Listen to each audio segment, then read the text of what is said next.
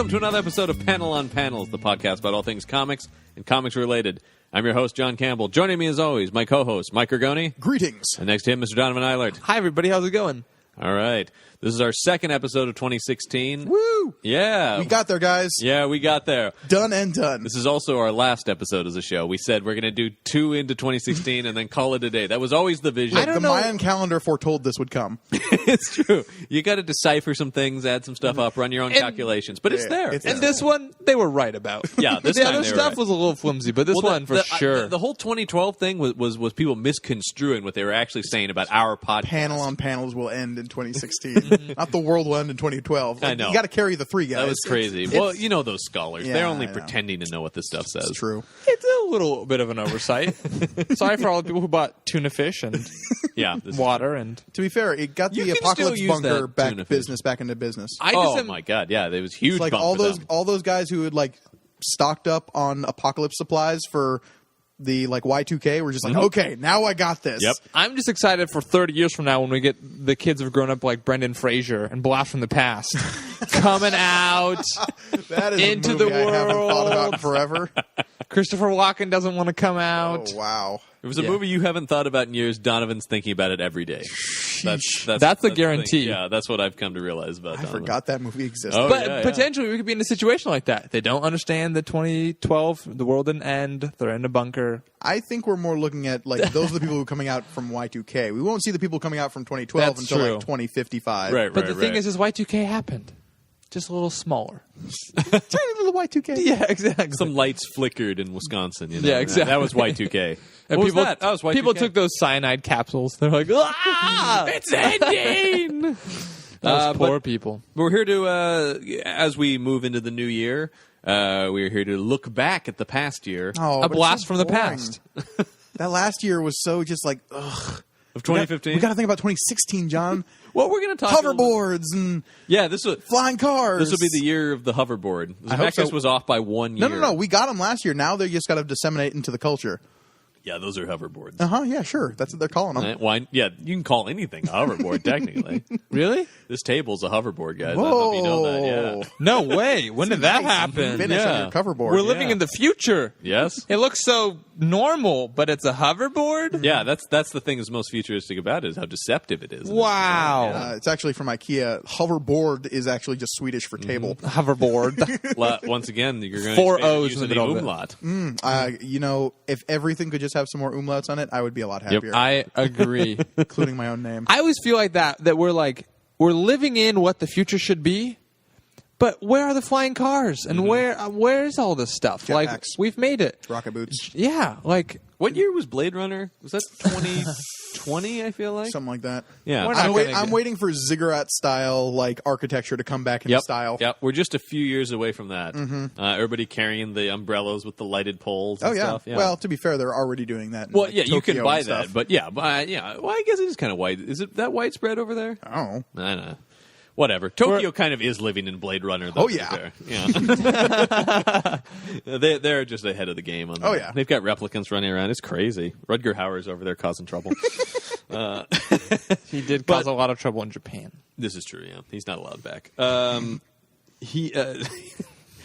we're going to look back at 2015, some of our favorite things in the There were lots of things. comic book books, specifically Several. looking at as this is a comic book show. Yeah. If you haven't figured that out by now, they're just still waiting for us to start talking about tacos. And Well, panel on tacos.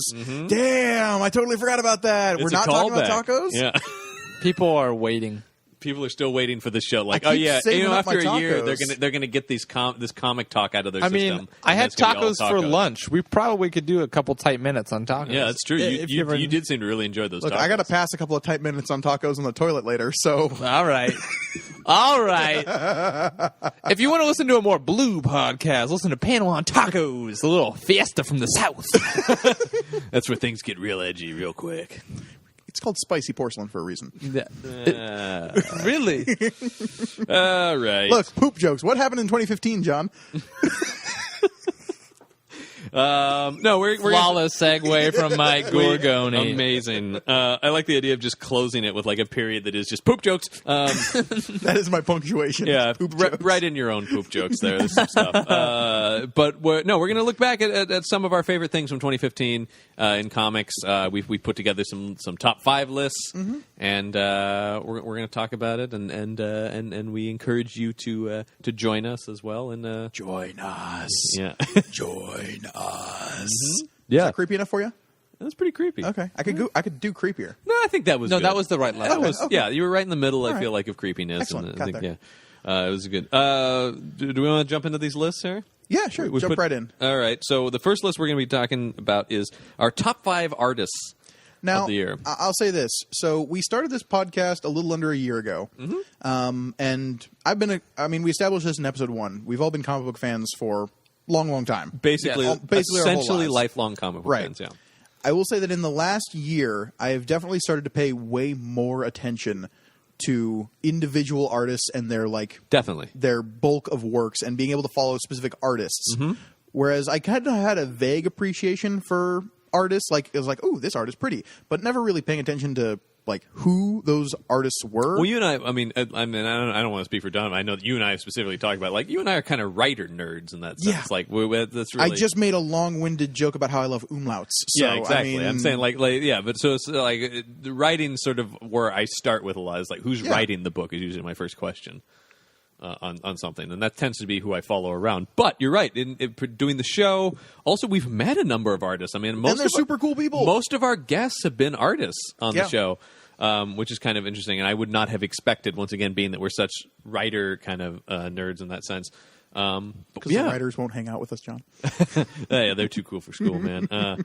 Too cool for this podcast. Well, Give it to one of those drawing people. But yeah, I agree. I've had sort of a similar kind of vibe where I'm like, who is drawing this book? And wow, they're really doing some interesting stuff. And I think we've talked about on the show, and this will kind of lead us into our list and some of the criteria. I know we've talked about, we really like artists with a distinctive style, somebody who you can instantly recognize as that's that guy. You Precisely, know? yeah. I mean, he's not on my list. But somebody, I mean, I always sort of point to like a Frank Miller is sort of my go-to example. Like, I know a Frank Miller piece of art when I see it. Mike Allred is a similar kind of vibe to that as well. When I see, I don't have to look on the back of a comic to know that that's a Mike Allred variant cover or something like that. yeah. I don't know. I guess that starts us out. Like, where do you want to start on the list? Do we start from number 1 to number 5, or do we go from number 5 to number 1? No, let's go number 5 to number 1. Okay. We'll go around and do our. I would like to say that mine are in no particular order. Yeah, mine are kind of like nebulous as well. I mean, I think we all are. We're a numerical I might designation mention just for the if I'm I mean, particularly stoked on somebody. we're but- we're going 5 to 1. Yeah. But that doesn't mean like 5 is so much worse. I mean, than 1, because well, to be fair, John, there's plenty of people who aren't on this list. right. Well, So- we also have some honorable mentions, which we'll bring up as well. Guroni, you want to kick it off sure. with your number 5 artist? Yeah. So this is an artist who is by no means new to the scene, and that's Walter Simonson. Because he's one of those new kids, right? no, definitely not. But he's definitely a distinctive type of artist where you can see Walter Simonson and be like, oh, that's Walter Simonson. I mean, his Thor run is That's basically what I'm is getting at. the is, Thor run, as far like as I'm I read concerned. that for the first time in this last year was his complete run of Thor. Yeah. And god dang, that's just so good. And like, I feel like he took Jack Kirby's like crazy cosmic style. Oh, yeah. From the early like Silver Age and stuff, and just like kind of perfected it. I mean, okay. That's what I think. All right. That's my opinion. Yeah. I think he like built on what Kirby had done. I think he built on it. I'm too much of a Kirby fan to be Sure. like, to say that he perfected okay, it. maybe that's a brash statement. But you're right in that he evolved it. I think is maybe more the word, and made it his own to a certain extent. I mean, Yes, you can definitely. see the Kirby influence in Simonson's art. yeah. for sure. But it's Simonson art. It's not somebody aping Kirby. It's true. But yeah, I mean, I'm just so, and I love going back and seeing a lot of his like older works and stuff because I don't know if he's necessarily doing any comics currently that I'm aware of. I know he's written stuff off and on over the last like few I years. think he's but, done some covers here and there. yeah, but I don't think yeah. he's doing anything ongoing. No, I don't think so. Not in a while. But he's happily retired in some kind of way. to a sure, certain good extent. for him Yeah. because his bulk of work speaks for himself. I mean, it's amazing. So for sure. So, that's one thing about this list is like as I was getting a better appreciation for artists is being able to go back to some of the like comics I grew up with, definitely, and having a better appreciation for who those artists are. Oh, for sure, and finding more of their work out there. Right, exactly, and how much of it does go back to guys like Kirby and Ditko and Romita. You know, I mean that those guys really kicked things off in so many ways. I mean. Yeah, these were the guys. All I said there was just a like incredulous kind of like, of course, scoff. Yeah. Yeah. Super fun to listen to. I mean, the thing that also it's done for me having this podcast is, I have very distinct opinions about aesthetic or like choices people are making, which or omelets, or in Daredevil, as we learned. Yes, it's a choice that was made incorrectly. However, it also with artists like there are specific styles that I'm like, whoa, this is amazing. Or I'll read a comic and there'll be a section and I'm like, this was good, but this part was not my favorite. I mean, it's like a movie you're watching. You're like, oh, I love this, but the third act, that happened. Or I like this movie with one exception. So these are highly tailored to our personal preferences. Oh, of course. I mean, that goes with everything. Leading that in, Donovan, what's your number 5? I really, somebody that I think people will stop talking about, but Greg Capullo. Oh, for sure. He's one of my honorable mentions. He gets into this like area of very detailed but almost minimalistic in this beautiful way, where like he puts on the page what he needs to put on the page, and obviously when Scott Snyder and him are writing things, sometimes there's a lot that needs to be on the page to flesh it out. Oh, definitely. But just the lines are so simple. You look at somebody like Jim Lee, and it's great, but there's detail to the max. Where Capullo, he's got a little bit. It's more casual. I mean, it's definitely there. It's crisp, but it's a little more casual than like Jim Lee did. And I feel like that's kind of, like I said, with the preference of aesthetic, I feel like that's where I sit. Of like, I want detail and I want it to be clean. I don't really like when it's kind of looks fussy and not fully formed. But at the same time, I don't want it to be too rich. Does it make sense? No, it makes complete sense. And I mean, I think Capullo it absolutely does that. And we've done nothing but rave about that Snyder Capullo Batman run. I know, right? And it continues to be amazing. I mean, they've been on that for what, 2 or 3 years now? I would say more like 3 or 4. Yeah. Well, no, wait. 2012. So. We are now in 2016. Yeah. So going into the 4th year of it. Yeah. And no sign of stopping those guys. No. They're really killing it. They don't need to there. be stopped. Yeah, and Capullo's art, is and once again incredibly distinctive. DC has been putting out these lines of action figures of different artists' interpretations of characters that are they're really so cool. And they have a whole line of Capullo design figures that. Did I just see was it a Dodson Starfire from the Teen Titans? They put out an entire line of Dodson's Teen Titans. Oh, I didn't realize it was a whole thing. I just saw Starfire. Yeah, I've seen from Earth 1. Earth 1. I've also seen Cyborg and Beast Boy. Cool. And they're fantastic. I know there's a line of Jay Lee ones. The person with a very distinctive style. Yeah. But Greg Capullo, a great choice, and as an honorable mention for me. John, what do you got for your number 5 on my list is Sean Phillips, frequently partnered with Ed Brubaker.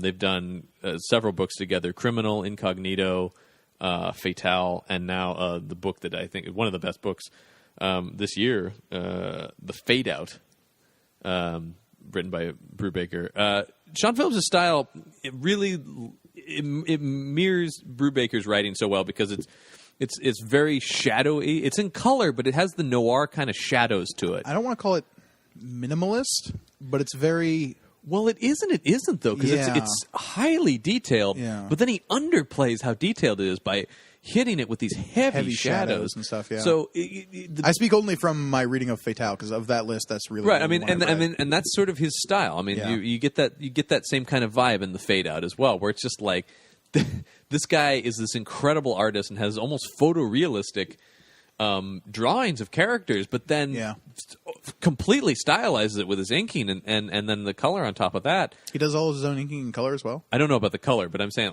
he's obviously part of the design idea for how the color would be.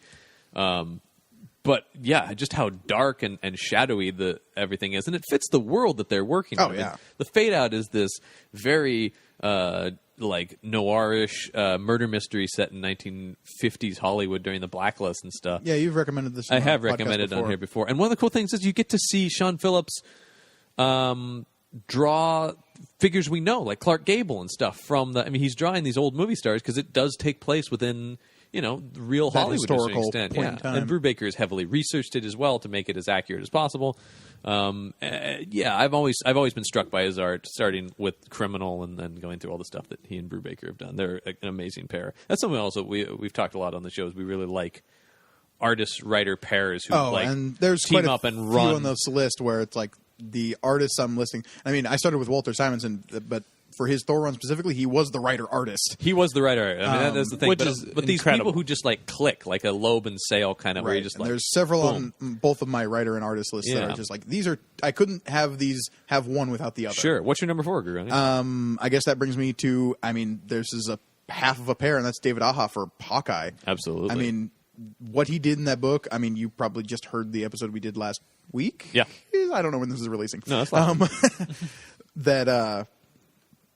That we ranted and raved about him. Yeah. So, if you want to hear what we have to say about his art style, go back and listen to that. But holy crap, that guy kind of blew my mind away in terms of what a superhero comic can look like. It's striking. It's experimental. Yeah. It's truly incredible. Just in panel layout alone. Yeah.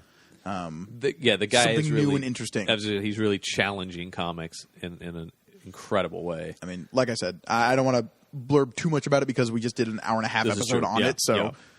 But yeah, David Aja, obviously, and multiple Eisner Award winner as well for his work. The guy's amazing.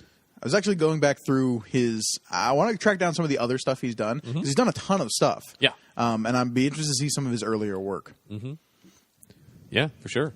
Donovan, what's your number 4? I'm going to talk about Emma Rios from Pretty Deadly. Does that make your list? You made another honorable mention. All right. Your list seems to be all of my honorable mentions. I've been looking over your shoulder. Emma Rios is incredible. Yeah, I just loaned out that comic last night. that Pretty Deadly.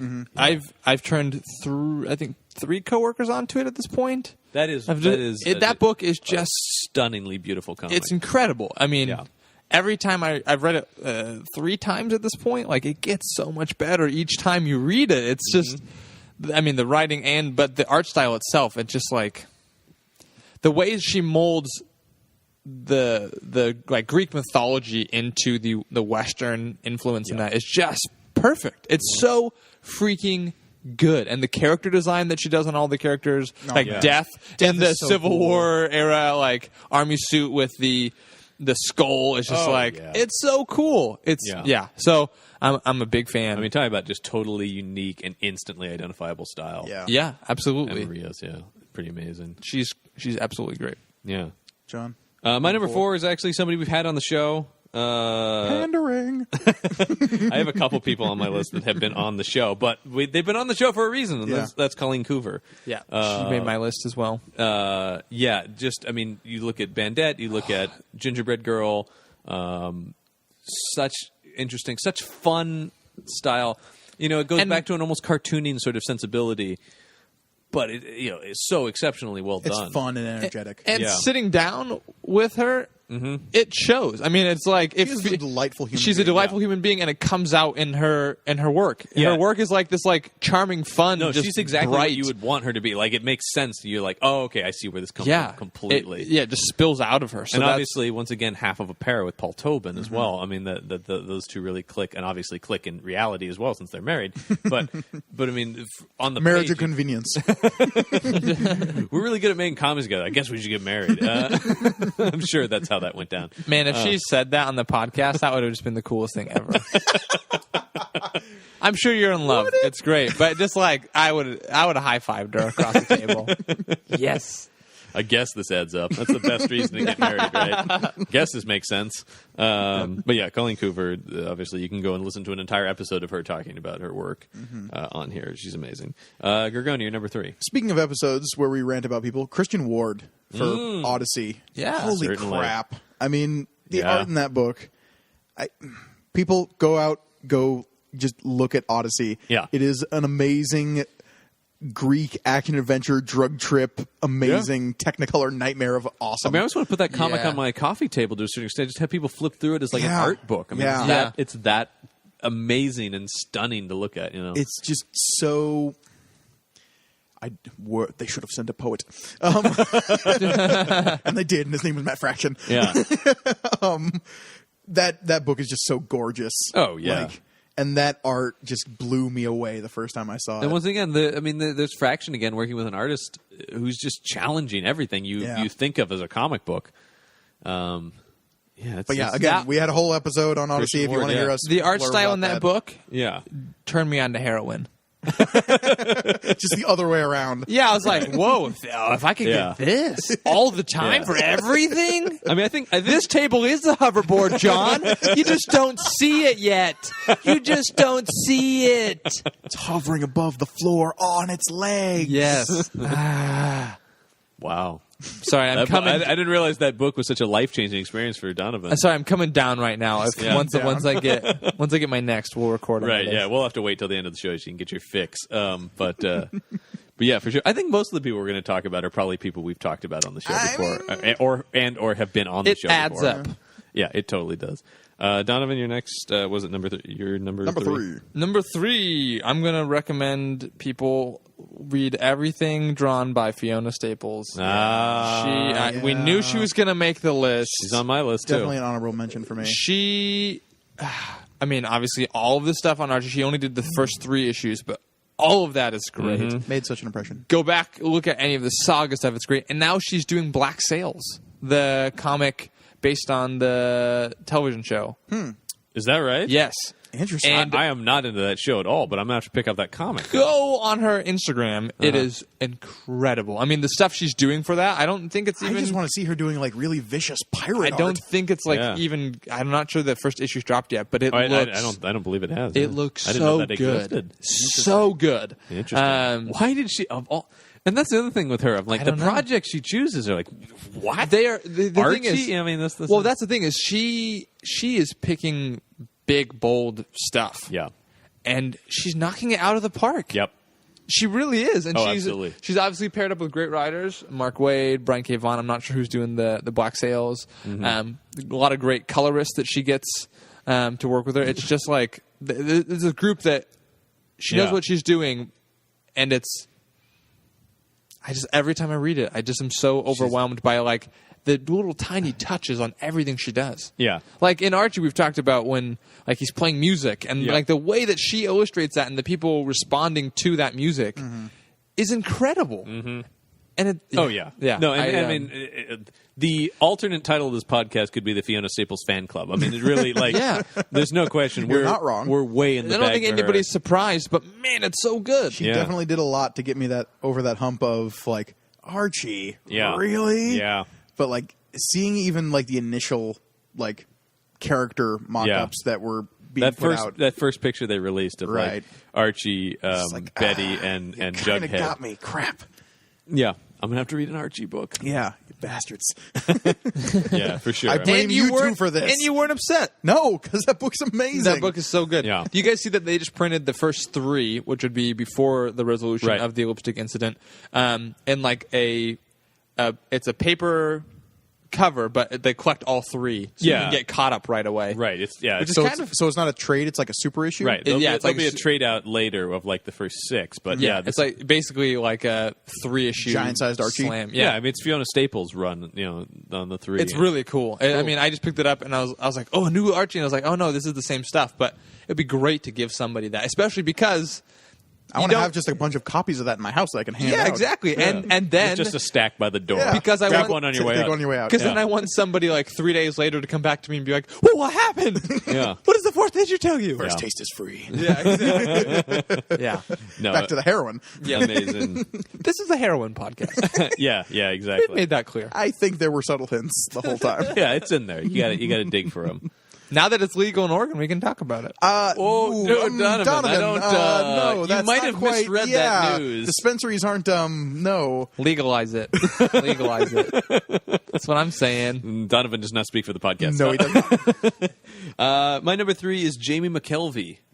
Yes. Of people know Jamie McKelvey, and we mentioned on the show The Wicked and the Divine, Young Avengers. Once again, being paired with somebody like a Kieran Gillen.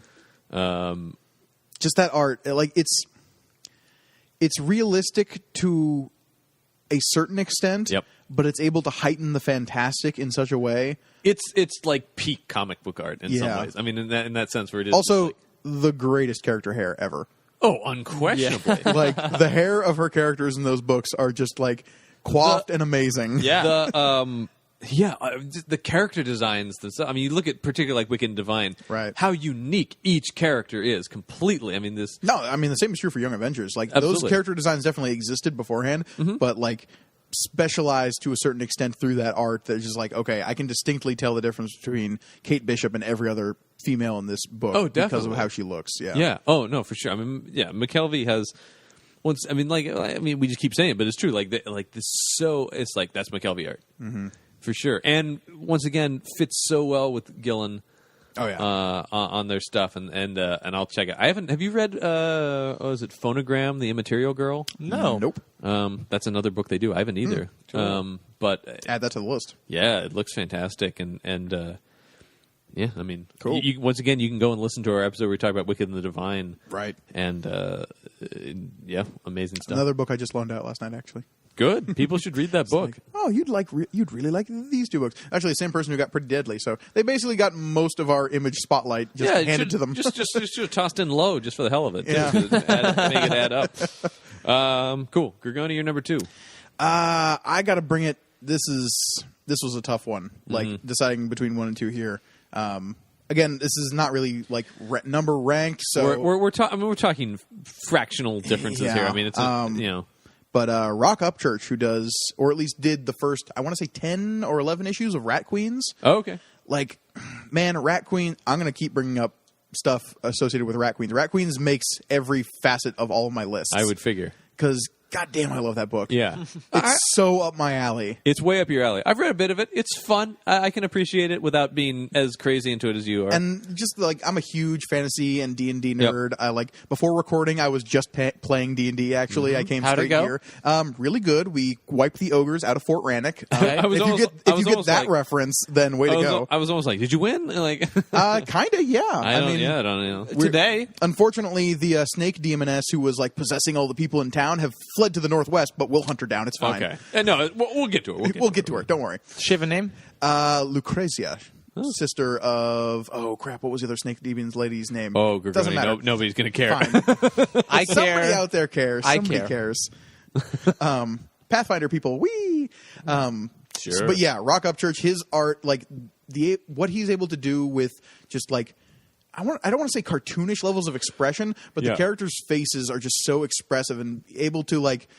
He does contempt better than anyone else I know with characters of just like characters giving other characters death stares and like raised eyebrows of just like, what the hell is wrong with you? Nobody does it better than him, I feel like. And that is an expression that's constantly on my face, so I can appreciate it in comic book form. Oh, for sure. Yeah. No, I mean, Rat Queens, when I read it, I was like, Gorgoni must love this book. I do. Yeah. I really love that book.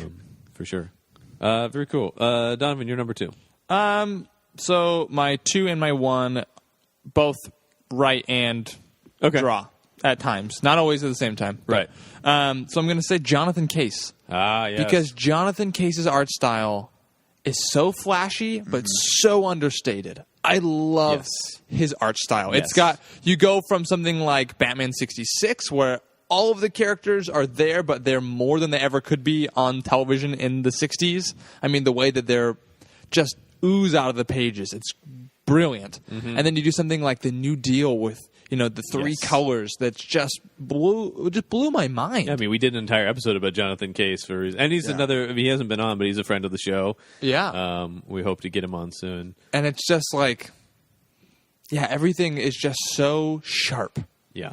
But I again, think that's a great way of putting it. Is sharp is like there's such clean preciseness to it that just makes you go like, ooh, that is crisp. But the other thing that I love about it is it's got the crispness, but he's also got that cartoon style with, there's the hearts around people's heads at times, and the way, people move through spaces.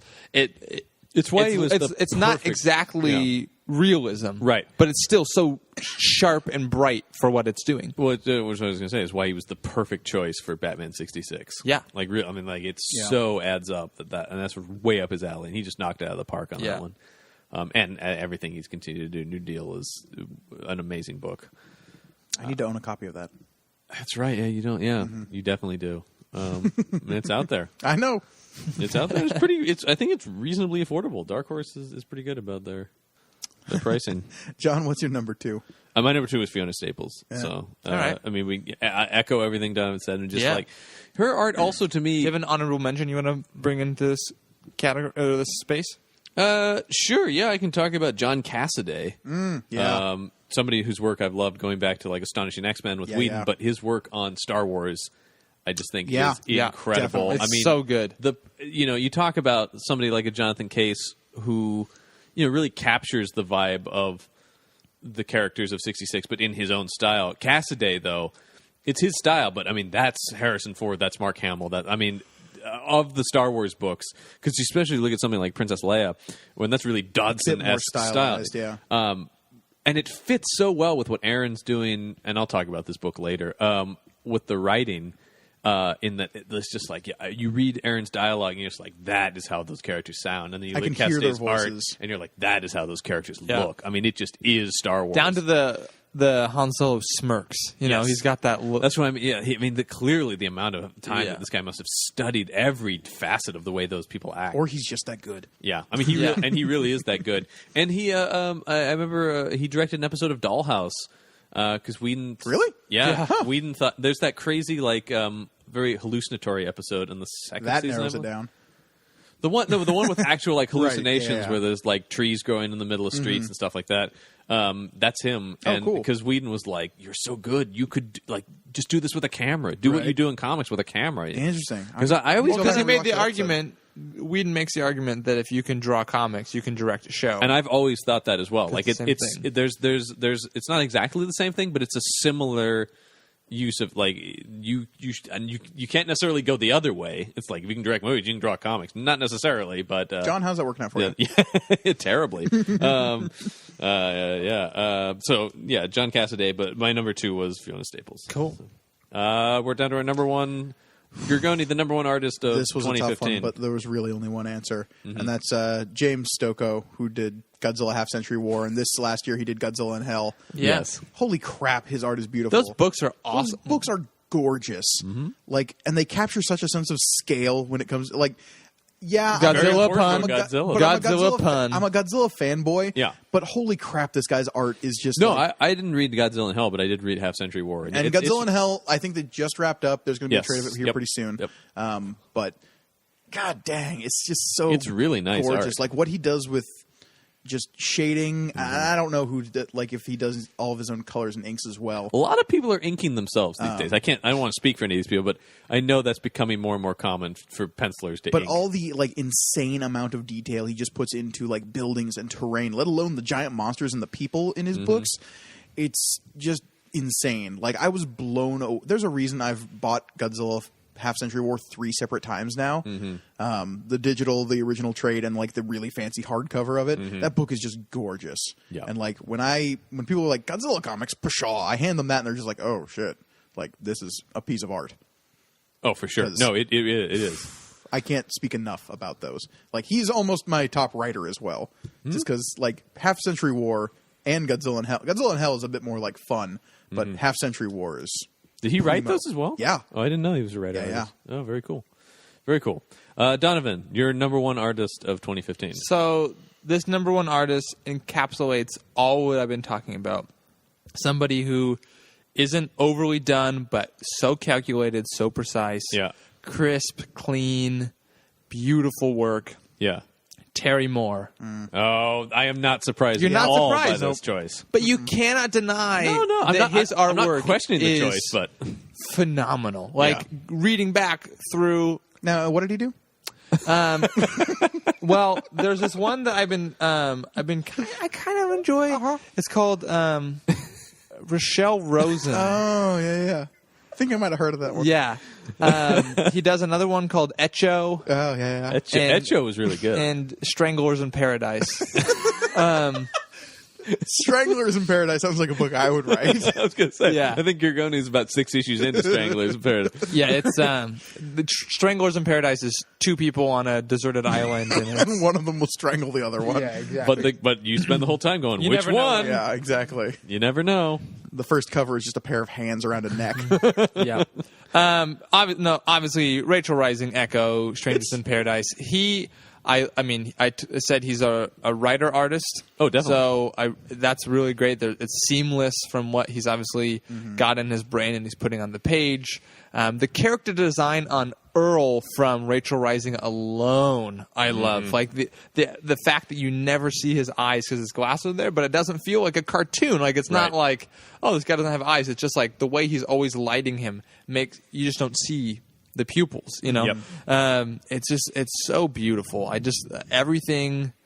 Yeah, I just love it. And he works in black and white, which I think is super cool. I think, especially for the types of stories he's telling, it makes things move along a lot quicker, and it really highlights what he's doing on the page. I really, really enjoy that. Absolutely. No, and Gorgoni and I are both big fans of Rachel Rising as well. You can't see John and I's just emphatic nods with everything that Donovan is saying. They Yeah, I agree mean, with so me. far, yeah, As exactly. per always. Yeah. They do that every time I say anything on this show. Well, Just to fill in the audience. well, I don't know about that. Whether you can't see his emphatic nods while we're going, well. Yeah, exactly. I don't know about that. They have a condition. It's bobblehead kinesis. Yeah. Head can ice. It's very Bobblehead kinesis. it's very rare. There are 3 cases in the U.S. John Don't and I are 2 of them. don't look that up. Who has the time? Yeah. Yeah. Yeah. Who has the time? John Just is- trust us. What do you got for top My of your number one list? artist of the year, another person who's been on the show, Joelle Jones. Yes. Honorable Yeah. mention for me. I don't know if She was anybody here. has a better command of action on the page, in my opinion. Like, yeah. No, I mean, it's the there. pace at which her comics Yeah. move are insane. Helheim and Lady Killer both just have probably the best action I saw on the page this year. It's certainly The way Helheim moves is That- it- the incredible. way Lady Killer moves. Yep. Yeah. In that same manner, both of those comics you just blaze through, and not in a way that you're not appreciating what she's doing because it's incredible. It's interesting. I feel like a lot of the artists we talked about are people who have this perfect merging of the cartoon aspects of comics with the detail. You know, because I feel like that really is the marriage. It's not. Yeah. They're not doing. You know, because you have people like Alex Ross, who's like that's hyper-realistic. just life. You know, you're like I could touch that Superman. You know, but Please do not touch Superman. Stay behind the red yeah, rope. everybody that's just stay away from Superman. All right, leave him alone. But somebody like Joelle Jones, you think about all the details of not just the people, but the clothes and the world and the cars and everything, and how much fun she's having with something like Lady Killer too. The sort of satirical aspects to it, the covers with the parodies of the old Right, ads yeah. and stuff. And obviously, we talked to her about her love of those old ads and things like that. And it is just, man, both of those books are so stunning. Yeah, and then I mean, like, and she did that Mockingbird one shot with Yeah. Chelsea Kane as well. That's also incredibly It's the fun. eyes. It's the eyes that she draws that are just captivating. They're almost Disney-esque, and I think I mentioned this on the show. It's with just her. they just have like there's a wonder to them. Yeah. almost. There's Right as they're stabbing someone in the chest. because sometimes of times. yeah. and Well, that- that's the thing is sometimes you get like in comics like it's a single moment for every panel, but the way that she draws them with so full of life and so bright, it almost cascades into the next thing. Yeah. We didn't do a list of this or whatever, but my favorite action sequence in a comic this year is the hallway fight in the last issue of Lady Killer, which Yeah. has got the dual knives. So good. That is on par with anything that's in like The Raid or any kind of big action movie like that. It's so visceral and intense, and obviously we talked to her about her process where she acts these things out because she wants to know get what the that motion of it feeling down, of it yeah. is too. Like She's killed many people. yeah, I for mean, comics. Like an absurd number. For comics, though, so we others don't- would deem her a monster. She's a genius. Yeah. This is it needs to be done, right? I mean, you've seen the there's a fine line. very cool. Yeah, Joelle Jones is my number one artist for I mean- 2015. No argument there. She was an honorable mention on mine. Yeah, do you guys have any other honorable mentions that we didn't get to? My only last honorable mention is Francesco Francavilla. I'm surprised he didn't make your top He's 5. great. The thing, I mean, that's that and Terry Moore, and then Dodson's the other one I'm surprised wasn't on your list. I really enjoyed Dodson, but he's not somebody I really discovered this year. I've known about Dodson for a very long time, and I always enjoy what he's doing. I really enjoyed that's an interesting criteria. You specifically look at people you discovered this year. I'm sorry. No, like I had Joel Jones. I guess not really, but I guess maybe came alive, or people that I felt like kind of kept coming back for this year. Mm-hmm. Yeah, I mean, I just thought who was doing strong work. And playing. It's just interesting. I was kind of like talking to people about how they approach. It wasn't super strict that way. The only other one I really had was that you guys didn't already mention was Chip Zdarsky. Yeah. Oh, totally. For Sex Criminals. Holy crap, man. Yeah. That are just so vibrant and alive. Yes, amazing stuff. The I guess the reason Francavilla didn't make the list is he's a little bit more stylized in the way he goes about. Like you can tell it's him, and it's great work. Mm-hmm. And for what he's doing, it always works. But I don't know. I feel like all the other ones I mentioned are a little bit more accessible right from the get-go. Mm-hmm. Like they're a little bit more classic, where he's doing things just outside the box. Yeah, storytelling-wise, man. When he's part of that Afterlife with Archie, his work in that is so freaking good. it Chilling Adventures of Sabrina? Isn't that him? No, that's not him. No, it's Hack. I cannot remember his last name. I thought somebody involved with Afterlife. Is it the same writer? We're gonna get there, maybe. Okay, but anyway, I was going to say he's part of that whole sort of movement of Latin. But American, he did write, or not even Latin American, just Latin artists. That are really coming up in comics, and Emma Rios is part of that as well. Yeah, but I really enjoy. He did. He does stuff in the Fraction Hawkeye run we talked about. He also did something in Bendis's Guardians of the Galaxy. Yep. It's really good. I really enjoy I mentioned on the Hawkeye episode he did Zorro with Matt Wagner. I really enjoy what he's doing. I just think that the other ones were the ones that I really kept coming back to this year. The other two honorable mentions I had was Andy Kubert, who I think is doing an incredible job on Dark Knight 3. Yeah. He almost feels like a more polished Frank Miller. He's emulating the Frank Miller style, so it feels of a piece with the other two Dark Knight books. But he's a lot crisper and cleaner than Miller, and almost like Brian Azzarello's writing in that book as well is like a less insane Frank Miller writing. And then the other one is a friend of the show as well, Dan Scotty, who I think is doing an incredible job on the Spirit. Great, yeah. Once again, sort of. Taking that Will Eisner feel, but making it his own, and there's a lot of Bruce Timm influence on that as well. And would he accept the comparison to Walter Simonson in that, he's Walter Simonson to Jack Kirby, he is to Eisner? I have no idea why Dan wouldn't just think that's the greatest comparison ever. I feel like knowing Dan that he would not accept that. No, exactly. Yeah, he'd be flattered, but he wouldn't accept. That's the other thing that's great about Dan is he's always just like, yes, thank you, but I don't, that's nice to hear, but no, he's a great guy. We love Dan. Cool. So those were our top 5 writers of the year. No, those are artists. Artists. Well, some of them are both. I looked at the. Yeah, some of them were both. That's true. Some of them were both. That's true. Those were our top 5 artists of the year. We're gonna do now. We didn't do a top 5 list for this, but I just want to sort of quickly go around here and do our favorite TV show adaptation, favorite TV adaptation of a comic or of comics this year. This one was a tough one for me because we're coming off the heels of Jessica Jones just a few months ago, and that was holy crap. Yeah, but Agents of S.H.I.E.L.D. is just continually. Is that your pick? Yeah.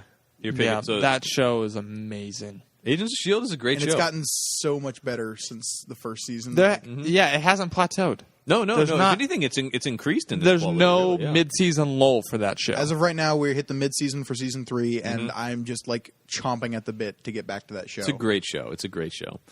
Unquestionably. Donovan, I have 2. Okay. And I only have 2 because one of them doesn't actually count. Interesting. Go on. I really am very curious as to what you're talking about. So I think my favorite show, the comic science show of the year and the way they were able to pull it off is Daredevil. We gushed about it forever.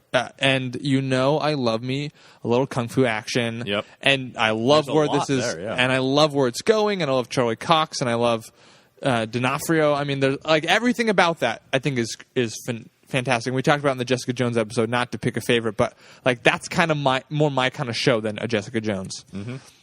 That being said, or not even that being said, on the heels of that, I just finished watching a show called Into the Badlands. Oh, that no. is not stop. Yeah, Don't say, yeah. "Oh no, you watched it with me, John, and It's you a great loved show. it." It's a great show. But it doesn't count. It doesn't count. It's not a comic, But it should be. Yes. it absolutely should be. It feels like a comic. It is, and Daredevil is kung fu on Netflix, which is great. Into the Badlands is kung fu on normal television. Like, you don't have to have. I mean, it's Well, it's on it's on AMC, AMC, but you don't have to have a premium subscription. Right. You don't have to pay for that more than you do like your basic set. You're going to get AMC. Mm-hmm. You're going to get Into the Badlands. Daniel Wu. That guy is tearing it up. I know Gorgoni hasn't seen it, so we're not going to Not quite spoil yet. anything. You- we're not going to do anything, but I'm going to take a weekend here pretty soon. Yeah. I mean, and it's the guys who you were telling me this John, I didn't know, but Alfred Goth and Miles Millar who created did Smallville. and who looked at television and like, what is it missing? Okay, superheroes, Smallville. What is it missing? Kung Fu. And they They also wrote Lethal Weapon 4 and Shanghai Noon, so they have a little bit of experience with kung fu. love Shanghai Noon. That movie. That's actually my favorite movie of the year coming up. Because Really? I watched it once a week. But But just to- Into the Badlands, Yeah. it's not. It It just- should be a comic, and maybe they'll do like what they did with Walking Dead, where it was a television show and then they made a comic. Right? But That's how that Yeah. happened. I'm pretty sure that's how that happened. Yeah, exactly. They're like, oh, this guy. I would not be surprised at all, number one, if they do make it Into the Badlands show, though. You mean a comic? Or comic, because it is They a show. should. They absolutely should. It should be a comic. The other thing I just want to quickly add on to that is you mentioned Daniel Wu, who's fantastic, but to me, the two standouts in that show are Martin Chokash Chokash is amazing. as the villain, the main villain of the show. But the real Well, is he the main villain? he's kind Is of your he the- central antagonist for the I first don't know what's season. going on. But anyway, it I don't- doesn't need to get into a discussion of that. Anyway, he's fantastic. But the real discovery of that show is Emily Beecham, who plays the widow. And Oh my gosh. she's a revelation as far as I'm concerned. Yes. I I'm agree. looking forward to it. Incredible. I mean, Daniel Wu is like producing and Yeah, no, it's amazing. he's Yeah. like, yeah, he's great. He's great. Let's get to my favorite show, or what I think is the best show of the year, and it is Jessica Jones. As I think about that, all Marvel shows. Surprise. yeah, all Marvel shows, but that Flash is great. The Flash is like a close third, quite frankly. the Flash It's really the Flash good. was very close to making mine, and I may like the Flash more than I like Daredevil actually, but I can't go that far. No. Yeah. the feeling I Lost get, your mind. I don't think I've lost my mind. he did fight a psychic gorilla. I'm just saying the Which is feeling I great. get at the end of every episode of The Flash, I don't get from anything else. It's an incredible. Daredevil did as well. Wouldn't you call Kingpin a psychic gorilla? No, I would call him just a bald guy. Oh. Wait a second. Now I got to watch the show again. No, I have to this again. apologize to a lot of bald people. Yeah, Yikes. friggin' psychic gorillas. Yeah, Yeah, Donovan. I mean, they glare at me, but I just thought it was adding to the mystic. They were like, "Oh, it's a little more grog." but anyway, yeah, Jessica Jones. I just feel like in its complexity, Yeah. it if you didn't know, like to a certain extent, it doesn't even feel like it's from a comic book, or at least not in the traditional sense of it. Without that Marvel logo at the front, like What- it could be it's- misleading. What's amazing is we were gonna watch every episode no matter what. Mm-hmm. I've talked to several people who they're like, "Hey, you recommended Jessica Jones. I watched the first 2 episodes and I just kind of felt, eh." And then I urge them to keep watching, and they do, and then like, "Oh, okay, I get it. This is great." It's a slow burn. I mean, it's a psychological drama. I feel Yes. like that show is not one that could have been done on a network where you're watching it from week to week because you'd lose the vast majority of the your audience. in Nielsen the first- box would just tank. Yeah, no. This was a show that was built for like shotgunning. Well, and to a certain extent, it reminds me of Breaking Bad in that sense, where like Breaking Bad starts out and you're like, okay, and then you're like, oh my god, this show is Once like, it hooks you, it hooks you. right, and then you are there. And I mean, we've talked about Much we like did a whole methamphetamine. Once again, you can go back and listen A to lot the. like meth. Not that I know anything about that. I know I'm a lot more about too. meth. I'm no. Oh no, you're on heroin. I'm more. Gorgoni's on meth. I'm more of So a. much into meth. I'm more. and of I'm a all straight about heroin. mescaline. Yeah, it's let's true. say that. The classier option, the gentleman's drug. Yeah, the gentleman's drug. But anyway, we've talked about it on there the performances. Mescaline, the gentleman's drug. That's right. But we Put that argument to I bed don't know right why now. I found that so funny. we did an entire episode about Jessica Jones, though. Obviously, the performances are amazing. The filmmaking's amazing. It's an incredible show. Of course, go and check it out. All right. So that leads into another top 5 list, which is our top 5 writers of 2015. I guess we'll just keep John. going. Oh, I was going to say. Oh yeah, all right, I could. Why don't we mix it up? Yeah, sure. Number 5 on my list is Greg Rucka. Yeah. Honorable mention for me. Yeah. Incredible work from Greg Rucka. He's launched a new book this year, Black Magic, that's excellent, but continues to be one of the best books I think out there. Is Lazarus. Oh, Lazarus is so good. What an amazing piece When's of that science fourth fiction. trade coming out? Pretty soon. Hooray! A couple weeks, I think. But what an amazing piece of science fiction writing. This guy, his command of character and dialogue is just incredible. And he comes from. He started as a novelist, and you can feel that vibe to his work. But I've talked about Rucka on the show before. He continues to astound me with the stuff he's And he producing. wrote Star Wars. Yeah, no, 2 separate Star Wars novellas. Yeah, well, and the Star Wars novellas. comic, and he Yeah. wrote And the Shattered comic. Empire. Yeah. I mean, this guy, and he's doing right now he's doing a Dragon Age comic, Dragon Age Mage Killer. It's called, I'm so for Dark looking Horse. forward to that. I know you're not huge into the Dragon Age, But I'm video reading games. this comic. right? But I am super into the Dragon Age video Yeah. games, and I'm Because pumped to but read that's that. the thing. Like, I don't have any interest in Black Sails, but I'm going to read that comic because Fiona Staples. Fascinated by the ins and outs of the Tevinter Imperium. That's all I'll say. But like Dragon Age, I don't know anything about, but I want to read it because Rucka's writing it, and you know that it's going to be good. Yeah. And whatever. He's a guy. I'll follow him wherever he goes. Definitely. Greg Rucka. Gorgoni, you're number 5. I gotta give it up to Cullen Bunn. I mean, He's holy on crap. my list as well. That guy. The most prolific man in comics right now. he's getting there. He's up. I mean, Well, I Yeah. think certainly. I don't know getting if there. anybody's writing as many titles as he is. I don't know, but like between. I mean, Helheim. I just read this last year. Even Incredible. though it's not like super new. Have either of you read Brides of Helheim yet? I haven't read No, Brides me yet. neither. No. But like, I'm also reading his Magneto ongoing Yep. series. Yeah. Sixth Gun is still going, as far as I know. Yeah, One of my honorable Yep. mentions for comic of the year is Harrow County. yeah. Yep. I haven't which started is reading that an yet. Amazing. comic. He just started doing Uncanny X-Men. yes. Which is But he also Magneto. did, Got a lot of of course, Magneto. I'll mention Yeah. this, Godzilla Cataclysm. Yeah. It was like, I discovered that Cullen Bunn was doing a Godzilla comic. I was like, how have I not heard about I this feel till like right I now? feel like every day I'm discovering a new thing he's doing. He's doing a book. He's doing a Voltron book called I know. From the Ashes. Yeah. I'm very excited about that. I used to watch Voltron as a kid. I'm going to pick that up. Yeah. I mean, this Bunn, he's doing Masks over at Dynamite, like a pulp character book. He's doing Sinestro. He's doing Lobo. I mean, this guy's everywhere. everywhere. Yeah, I mean, it's insane. Marvel, DC, Dynamite, IDW. He's all over the place. What- Dark guys- Horse. He's one of those artists that I discovered in the last year who's like, Or now that writer. I am aware of him, if I see his name in a book, I'll pick it up. Yep. Here's what you don't know. Is Cullen Bunn is actually 6 people named Cullen Bunn who found out late in life that they could communicate telepathically with each other. Oh, it's just like that one Netflix show by the Sense8? Wachowskis. Sense8, Did you watch yeah. that? Yeah, it was good. I haven't watched I it haven't yet. watched it either. I know. fun. I've heard Anyways, mixed and things. so that's how he's able to write all of them. Yeah, it's true. Like Brian Michael Bendis is actually he's 6 Brian Michael Bendises in a no, one no, comic. but here's the problem. We know Brian Michael Bendis was 3 guys: Brian, Michael, and Bendis. Yes, I mean, exactly. This is a well. That's what I was just going to bring up for anybody listening, who didn't know that. Brian, Michael, and Bendis. And their wives pitching every once in a while. Yeah, just that's because, true, that's it's tiring to do all Yeah, that. it's a lot of books, even for But- 3 guys. Yeah, we're reaching critical mass, though, with the Cullen Bunn stuff, I think. I think Eventually, he'll just explode, right? I think that's what's going to happen. Yeah.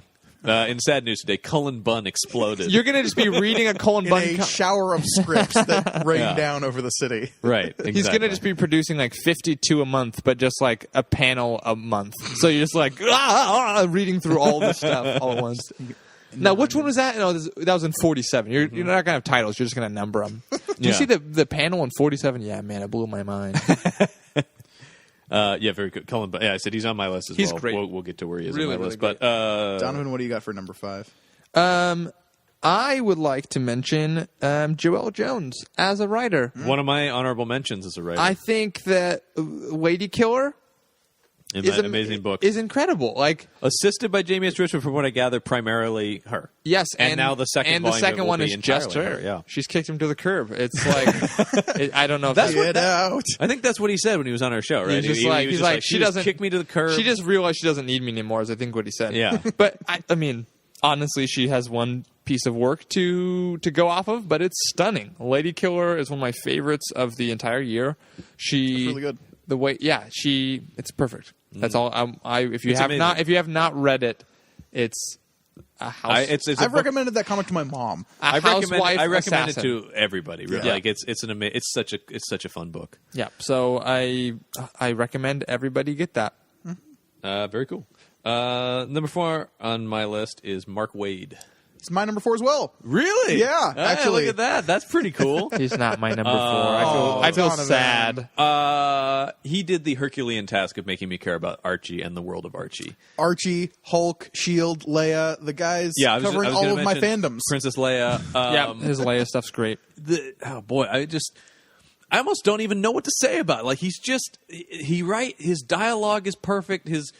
Everything feels so real. His emotions feels. I mean, that's the thing about Archie was like I connect to it because suddenly it's not silly anymore. It's real and it's so subtle and like when you get to issue 4 of Archie and the lipstick incident is revealed.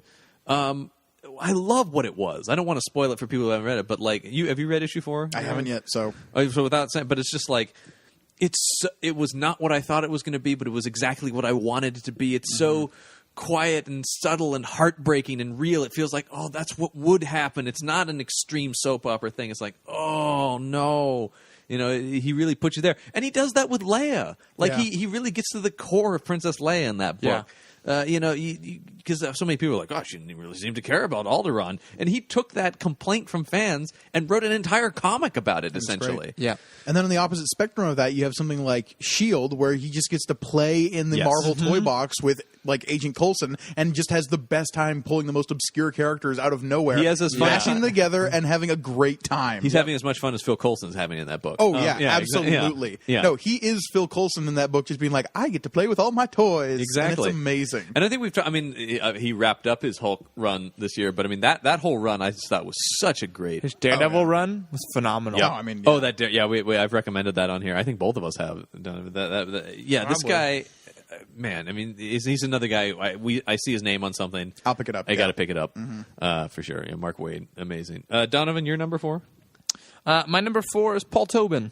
Yes, not on my list, but that guy certainly incredible. He is maybe second only to Cullen Bunn and the amount of stuff that guy is writing. He does writing. write a ton of books. Yeah, he's like, Prometheus comic, Adventure Time, Bandad. He flies under the radar because he doesn't do as many of the like big marquee stuff like Bunn does. But you're like, all these indie books are Tobin, you know. And I can't say this about everybody on all my lists, but Plants vs. Zombies. I mean, that's insane. But Paul Tobin.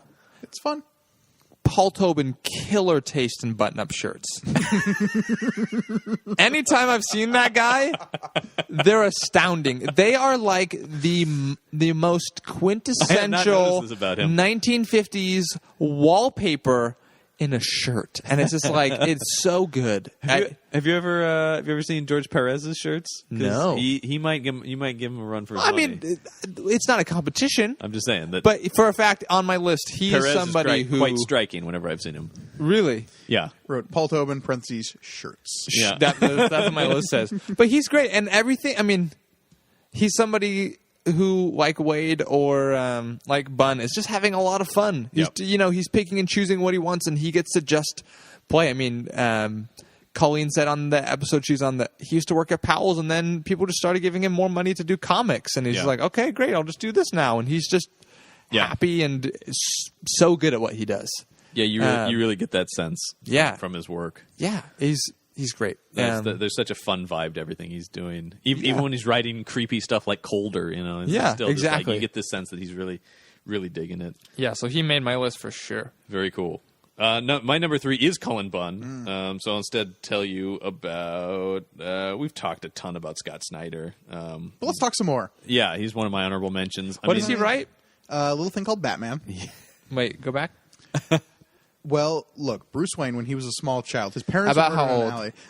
Like 10, 12, All right, somewhere I'm going to stop you right there because really? that's going to be like, what, we're going to go through the entire history of the Batman. entire chronology and of then Batman. and then this one time when he got trapped on a giant typewriter. And, Wait, he can't have been around for long. He's only one of the oldest I've not heard ever. of him. I've never heard of this Batman. Some sort of man bat? Yeah. Oh, a man bat I've heard of. Yeah. That's a I hate tragedy. you so much. That poor Kirk. Scott Snyder. One of the things I love about Scott Snyder is he's a horror writer. Oh, yeah. In everything, even his Batman books are horror books. Yeah. I mean, he had a great creator-owned book out this year called Witches. Have you read that? Yeah. Oof. Yeah. Oof is right. Oof. Yeah, I have the same reaction to Harrow County. They're of the same ilk. I feel like Cool. of just this like, oof. This is I think Witches maybe creepier even, but like you're just wow. I mean he has that, like I read his Batman books and I'm like, oof. This is, Yikes. I don't know if That's what you says. Is that Scott Snyder parentheses? Oof. Yeah, I don't think there's anybody who writes a creepier Joker than him. No. I mean that is a terrifying No. monster. Yeah, he's the devil in his book. Yeah, so Scott Snyder, obviously, we love on the show. We talk about him all the time. He's one of my honorable mentions. My actual number 3, Cullen Bunn. Grigoni, you're number 2. My number 2 or my number 3? Oh, you're number 3. Yeah, sorry, number 3. Yeah, that's right. I forgot that I started this. I'm going to bring it over to the realm of webcomics for a moment.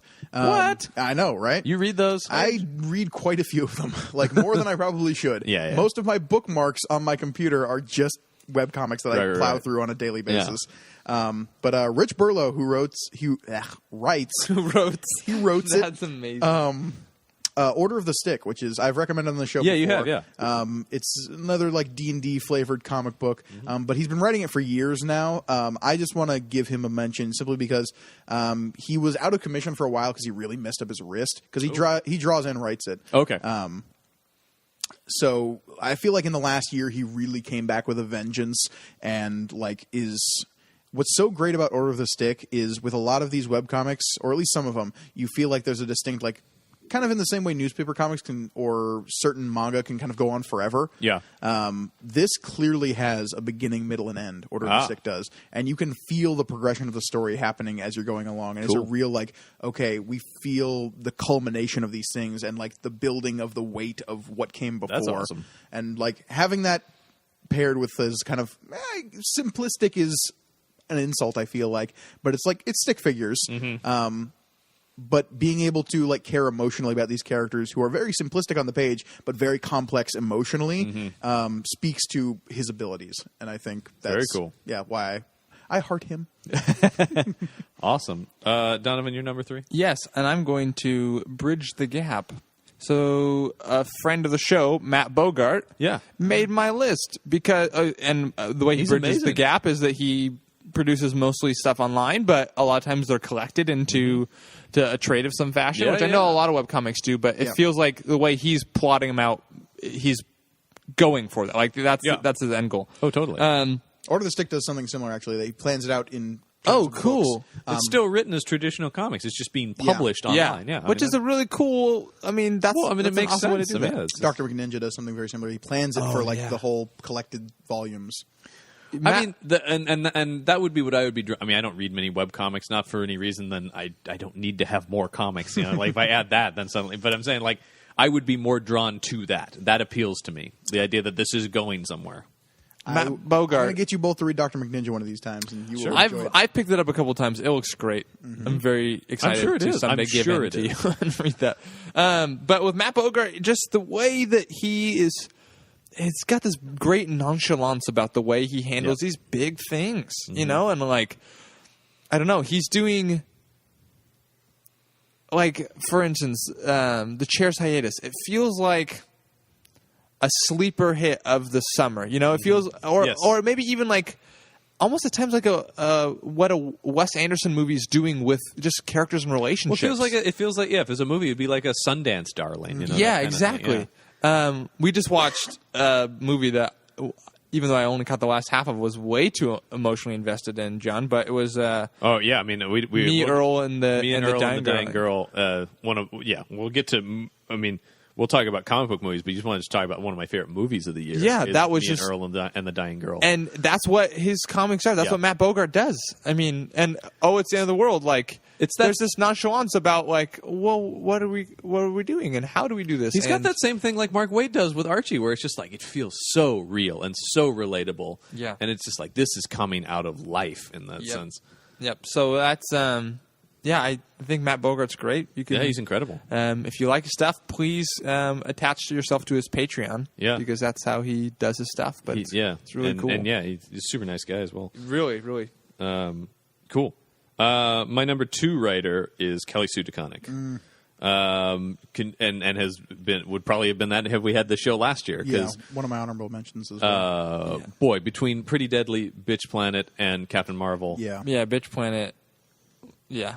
If you want to hear us rant about most of those comics, you can listen to the. I mean, all of her comics are like they just hit me. Like I'm just like, wow, this is something. I mean, and to a certain extent, Fraction is that way with things as well, where it's just like, whoa, okay, this is something to pay attention to. It's just like, okay, I need to. It hooks you from word one. Yeah, I need to sit up and listen to this. I'm not passively engaged in this.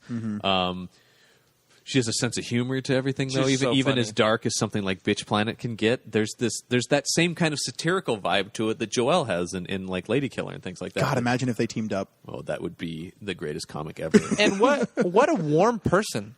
Yeah, Like, she's just so bright and fun, and like we've talked to her a couple of times, and she's just right. She's great. Yeah. She's Part of me doesn't want this podcast to come out with just like, oh, we also just like these people as people, but not. No, but like you read the like. No, totally. Had I just read her Captain Marvel stuff, be like, this writer, fantastic, and then you like meet her, and you're like, well, this is great. And I mean, we haven't met anybody that we're like, oh, well, that person's a little. Yeah, so far everybody we've met in comics has been pretty nice, but she also kind of reminds me of Whedon in a lot of ways, particularly if you read like her Marvel stuff. She's got that kind of sass to the dialogue. Yep. Everything is very clever, and everyone is very smart and well spoken. Yep. And she's having fun with everything. You know, I really enjoy that in comics, and I feel there's a handful of writers that are doing that, where it's like. We talked about this on the Hawkeye episode, where it's just like, I'm not making fun of this, but I'm also like being fun and playful. You can have fun without making fun. Exactly, and I think Kelly Sue DeConnick does an amazing job of However, that, while you also can't writing have things. a baby without making a baby. I mean, depends how fast you can get out of the state. Yikes! All right, but fair enough. But I'm saying you read something like This might be the heroin talking, but that makes sense. I'm saying you read something like Bitch Planet, This is definitely the meth talk, but you can get a lot of meth for a baby. the mescaline is just keeping me at a real even keel. That's why you host this, John. If either of us hosted it, we'd just be out. No, it's not mescaline. It really evens me out. But I'm saying, like, you read something like Bitch Planet, which like has such a fire to it, and there's clearly a lot of rage to that book, but it doesn't overshadow the fact that it's a story, and there's also this sort of sense of fun to it, and it is like a sci-fi piece. No, it never feels like it's trying to scream its point. It'll like sidle up and make its point with a snarky like, "Oh, that was funny. Oh, and now I'm thinking about things." Yeah. Yeah. For sure. And you can listen to our episode about that. Oh yeah. Donovan, you're number 2. What? Skipping me? Sorry, Again? it's you. God, I'm not. We need to. This John, is why I'm we right should here. have this. Look at me. That's right. Gorgoni, you're number 2. We shouldn't have switched up how the order. I was. know. I love the way this is going. Polished. You're number 2. Yeah, Jerry Duggan. I mean, Okay. I talked about him briefly in the Hawkeye episode because he did Deadpool versus Hawkeye. But his like continuing stuff on Deadpool, his like picking up on Mark Waid's run of the Hulk, just like I love everything this guy's doing. Is he doing Totally Awesome? No, that's Greg Pak. Which, if I had read more like current Greg Pak stuff this year, why he's not on my list, I don't know. He's definitely an honorable mention. I know why that is, because you don't read Superman specifically. It's Greg true. Pak, your guy, is writing Superman. I know. And he's doing a great job. I will pick it up eventually. This could be the event. This could be finally it. gets you there. Don't think That's it will why you're be. avoiding I it. Don't it? That is the only reason you're avoiding it. Superman.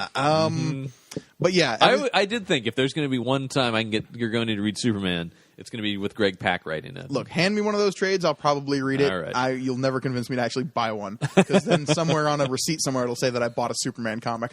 I don't want a paper trail.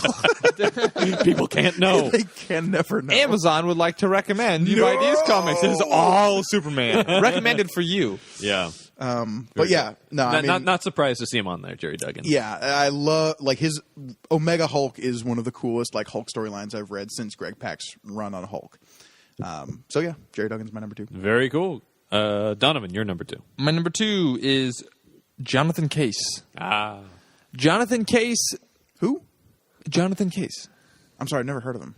All right. Jonathan Case. That bit's not played. We had to do it to each other. That's how it works. Yeah. I mean, yeah. Wouldn't be the show without it. Yeah, exactly. A little ribbon. Look, We kid John, I don't know this if you noticed this, but Donovan and I we banter. We have I mean, some banter. every once in a while. On this serious political discussion show. Political discussion. Yeah, that's what I've been talking about. What have you guys been talking about? I mean, Comic books? The same thing as you. Syria? Yeah, what's going on over That's right. What does it have to do with Captain America? Yeah. When's Captain America can get involved? That's what I said. We have a whole episode about the two writer-artist works of Jonathan Case. Yes. They're both astounding, even if some teenagers do get eaten mildly. All But I'm saying is John- that fish monster ate a bunch of teenagers. and we love him. And we love him because he smiles at us. But no, Jonathan. I mean, Adorable. Jonathan's Just an Case. adorable sea monster. I hope that Jonathan Case writes way more in the future. Yes. Especially like things with like New Deal that are so outside of like the wheelhouse of what he's doing in other comics. You know, I mean, And just so outside the wheelhouse of what a lot of tons of people yeah, are doing. I mean, like a period piece. You know, and you're talking about a book that's just tons of fun. Yeah, that book is.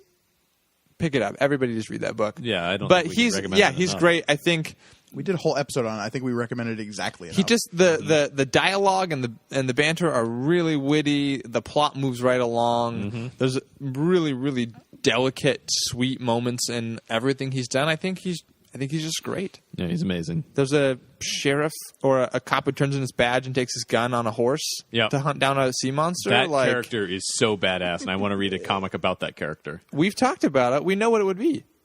Remember, it was the Longmire. It's Longmire, that's right. And it was what led him to Being Longmire. whatever that beach town. Oh Yeah. no, that's right. Yeah, after that is from the beach town. He left the beach town to go to Wyoming and right. hunt down criminals. Yep. Cool.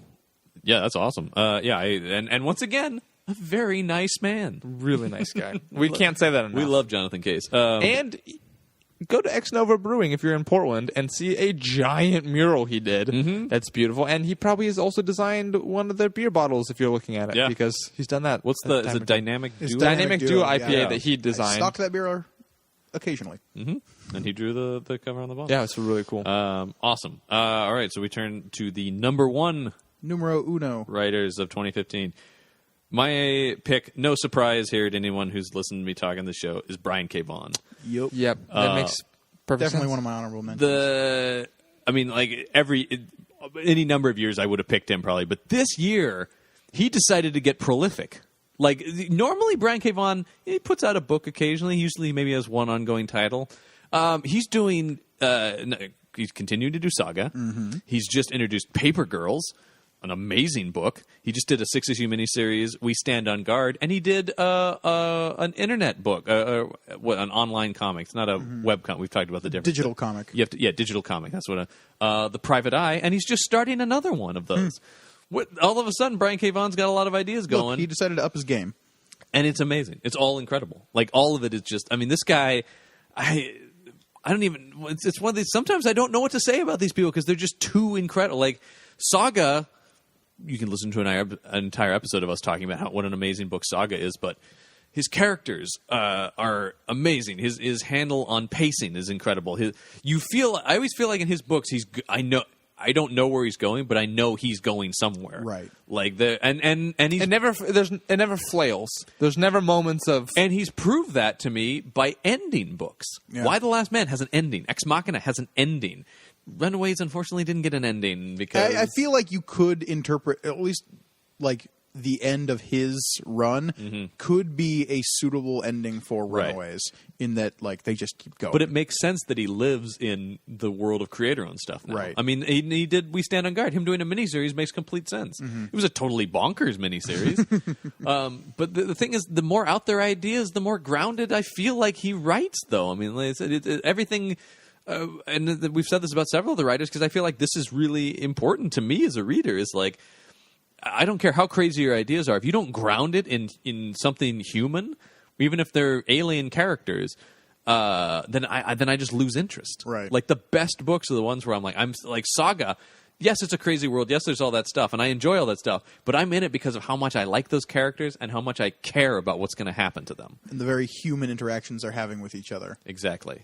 Brian K. Vaughan Yeah. continues to astound me with his work, and that's why he's my number one writer of 2015. Fair enough. Gergoni?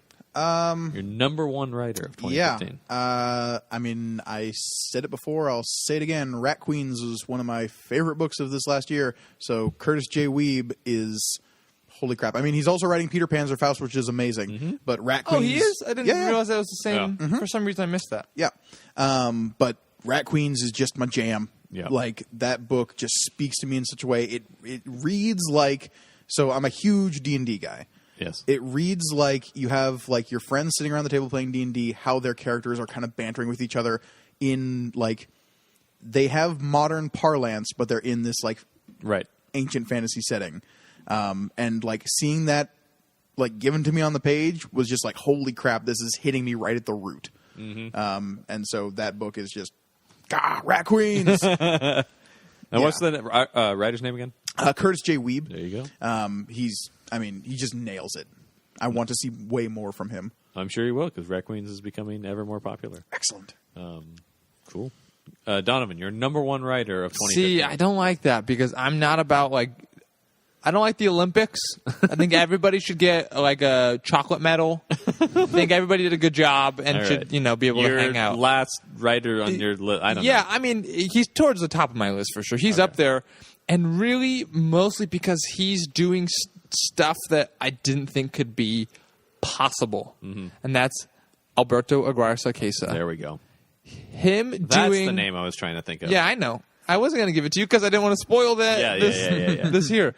But Afterlife with Archie and The Chilling Adventures of Sabrina are some of the absolute best horror. Did Frank Avila do the covers for Chilling? I feel like I recognize that art. I don't know. No, it's like I said, it's Hack. Wow. It's I cannot remember his name. Anyway, yeah. First name, anyways. He's not a hack, that's for sure. Right. But Aguirre Sacasa doing horror. Not only some of the best horror I've ever read, but in the context of Greendale and Riverdale. Yes. But the Dales are well represented. The Dales. And it is... I recommend both those books if you aren't prone to nightmares. Because honestly, like The Chilling Adventures of Sabrina, there's some real crazy stuff going on. Like really amazing. And he also did Fantastic Four Season 1, which is really cool, kind of getting back to the roots of that. But what he's doing is so awesome. And he's doing it with such it's definitive, right? Yes. Like what he's doing in the Archie world with zombies feels definitive. Like there's no ifs, ands, or buts about it. Like he's doing it, that's what's happening, and bye.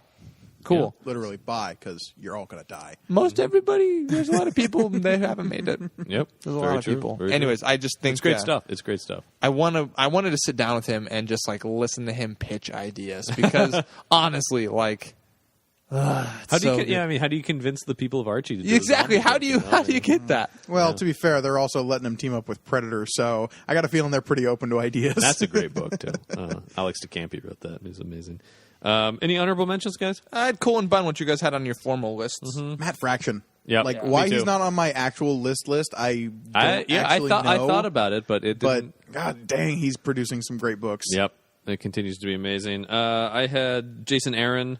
I think he's doing an amazing job. Kieran Gillen, Tom Taylor.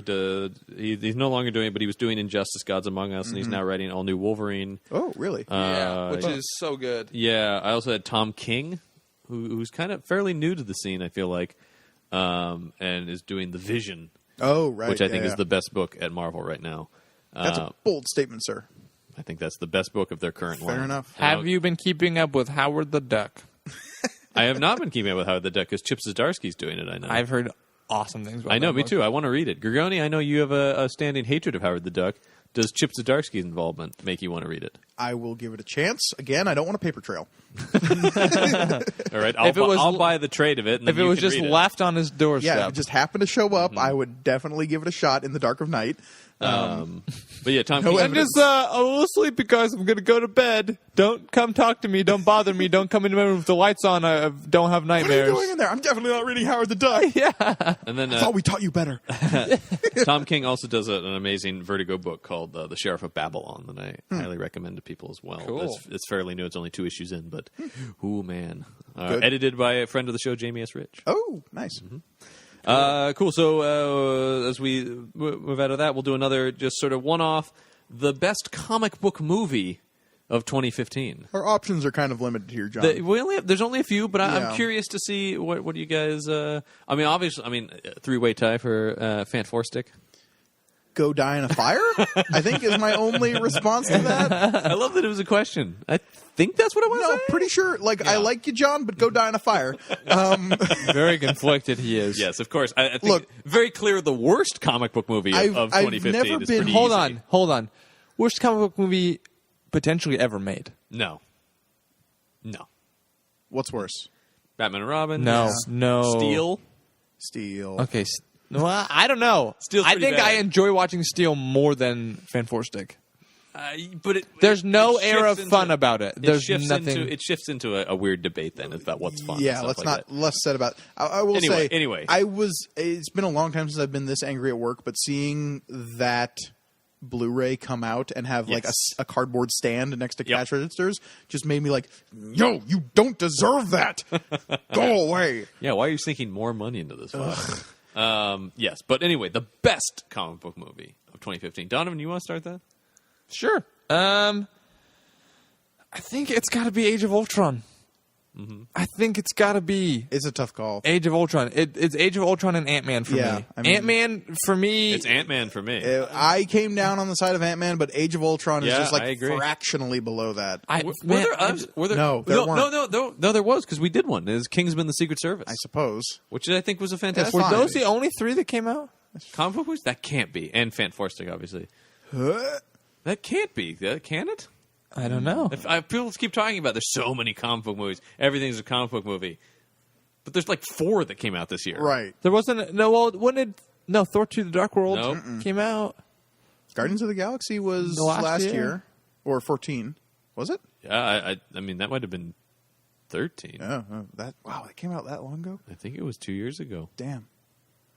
Maybe. But yeah, 14. I don't know. Ant-Man. Anyway, I mean- Ant-Man. I love Age of Ultron. Ultron, I think I just like the grand scale of it. Yeah. I do too. I like picking up that story that we left off. Got more Hawkeye, talked, got more yeah. Hulk. I was so happy Scarlet with that Witch movie. and Quicksilver, great additions there. Andy Serkis is in mine, not in yours.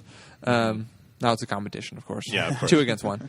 I think I've heard people rag on Ultron and say it's not as good as the first I think it's one, amazing. and I thought it was great. I thought it didn't have Loki, but man, Ultron was Ultron's an tearing it amazing up. villain. It was I thought. really And- great. And also, I mean, just it felt like an Avengers comic, especially when you get the amount of event. People go, "There's too many characters." I'm like, pick up an Avengers book. Yep, exactly. That Oh, shot just of, wait for Civil War, guys. that shot of all of them when they're in that like church or whatever the thing at the end, and they're all and the camera's doing that spinning move, and you're just like, that's a page out of a comic yeah. book. Yeah. And the other thing is the addition to Vision Yes. in Ultron was seamless. Yes. Was so good. Absolutely. Paul Bettany is my favorite Avenger in movies. I'm right going to now, be I really think. fascinated to see where he fits into the Civil War stuff. Yeah, me too.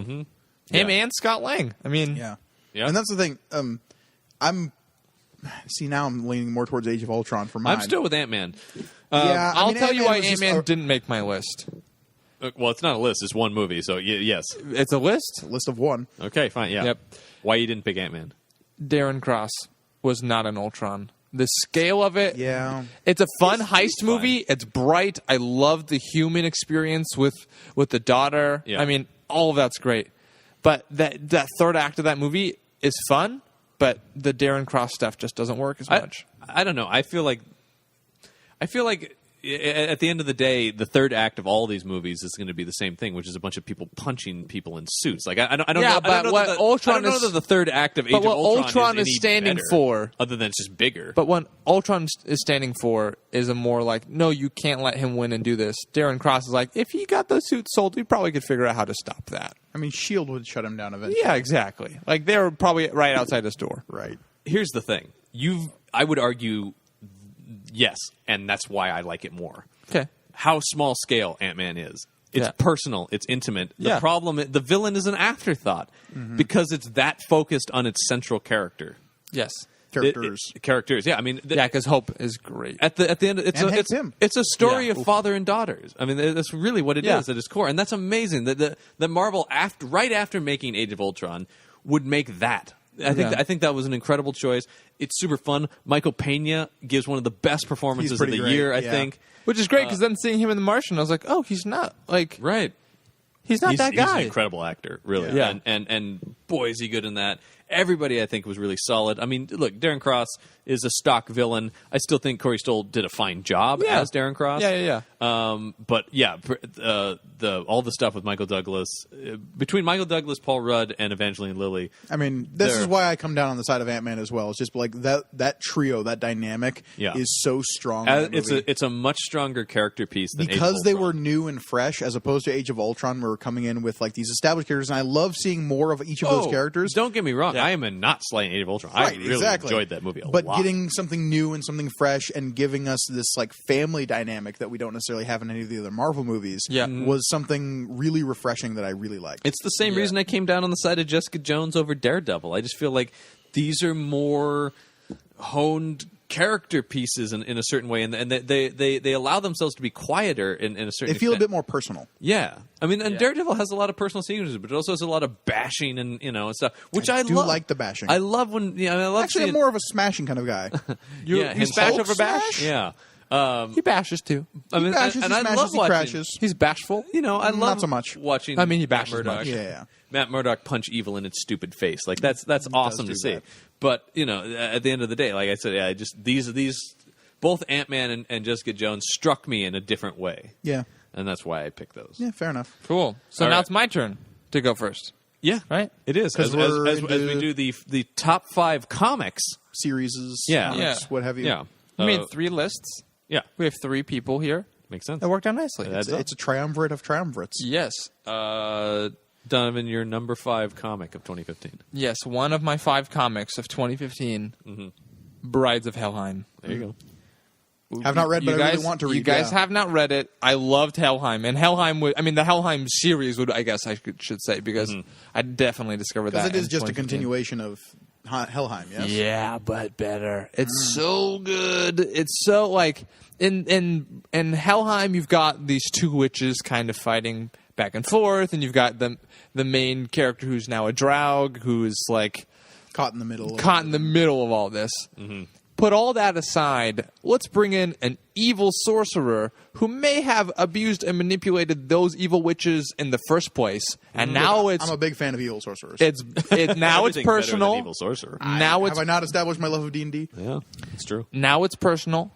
Let's bring in a couple new fresh faces. Let's bring in a bear fight. Let's I mean, underwater stuff. I mean, it just like the scale gets bigger. It's so good. It's really. I feel like there's more twists and turns in that, which is saying something because at the end of the first issue of Helheim proper, the main character dies. Yeah. I remember loaning that to my brother. I was like, "What do you think?" And he's like, "I've only read the first issue, and I don't know what's going on." Like, right, yeah. He died, Yeah. which is great because he comes back. Don't worry. Anyways, but Brides of Helheim, Cullen Bunn, Joel Jones, Amazing. they're both Yeah, I mean, having they're- so much fun with that. Those 2 are immensely. That's a talented. great combo. I really, really like. I wish they would too. do more. Yeah, me too. More stuff. Well, I think Joel almost did Lobo or tried to do Lobo or. Oh well, is that the same Lobo? Yes. There was a Lobo that. Yep, I believe Unfortunately, that's what she she was trying to get on. flip-flopped. But she didn't understand that it was about the other Lobo. So No, many she knew Lobos. there were 2 Lobos, but she didn't know which one that they And she wanted to drew beat the up wrong the other one. Yeah. Yeah. Whatever. I haven't read Bunn's Lobo. I will because it's Cullen Bunn. But does it go to you next, Grony, or is it to me? I think it's to you. Okay, it's to me. My number Just 5. don't skip me, John. My number 5 comic of the year is Star Wars. Star Wars. yeah. Just the So just good. the proper title. Jason Aaron, John Cassaday. First at trade, Skywalker Strikes. Skywalker Strikes.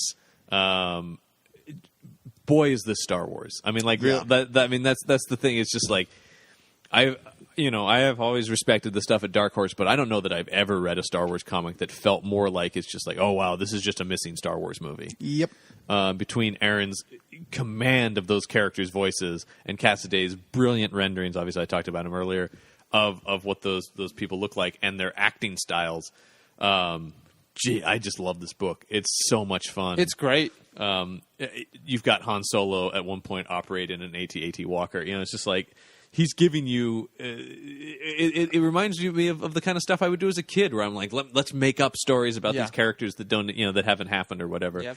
And Luke going back to Tatooine. Yeah, stuff like it's so that. good. I mean, that's the thing. It also doesn't feel ancillary in some way. I mean, yes, it's a story between movies, but it feels like important things are happening to these characters without undoing anything that's in the movies. Absolutely. But it feels valid in that sense. Like that's sometimes my problem with these tie-in comics is just like, who cares? They can't touch the real stuff here. But these comics are doing interesting things, spearheaded. I mean, of course, there are a bunch of them, but spearheaded by Jason Aaron's Star Wars. Yeah. As a follow-up to that, because my number 5 is, and I know you don't necessarily feel the same way, is the Darth Vader comic. I feel like that's by Karen Gillan and the art by Salvador LaRocca, I think is how you say his last name. Yeah. But like that just gave such a new context to Vader in those early movies that you didn't necessarily get.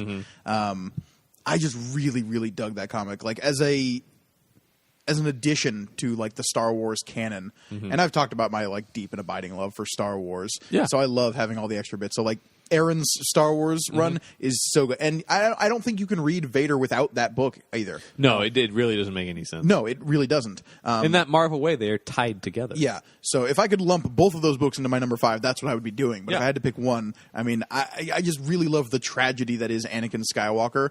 And I think that's a key difference between you and I don't find that character that interesting. Yeah.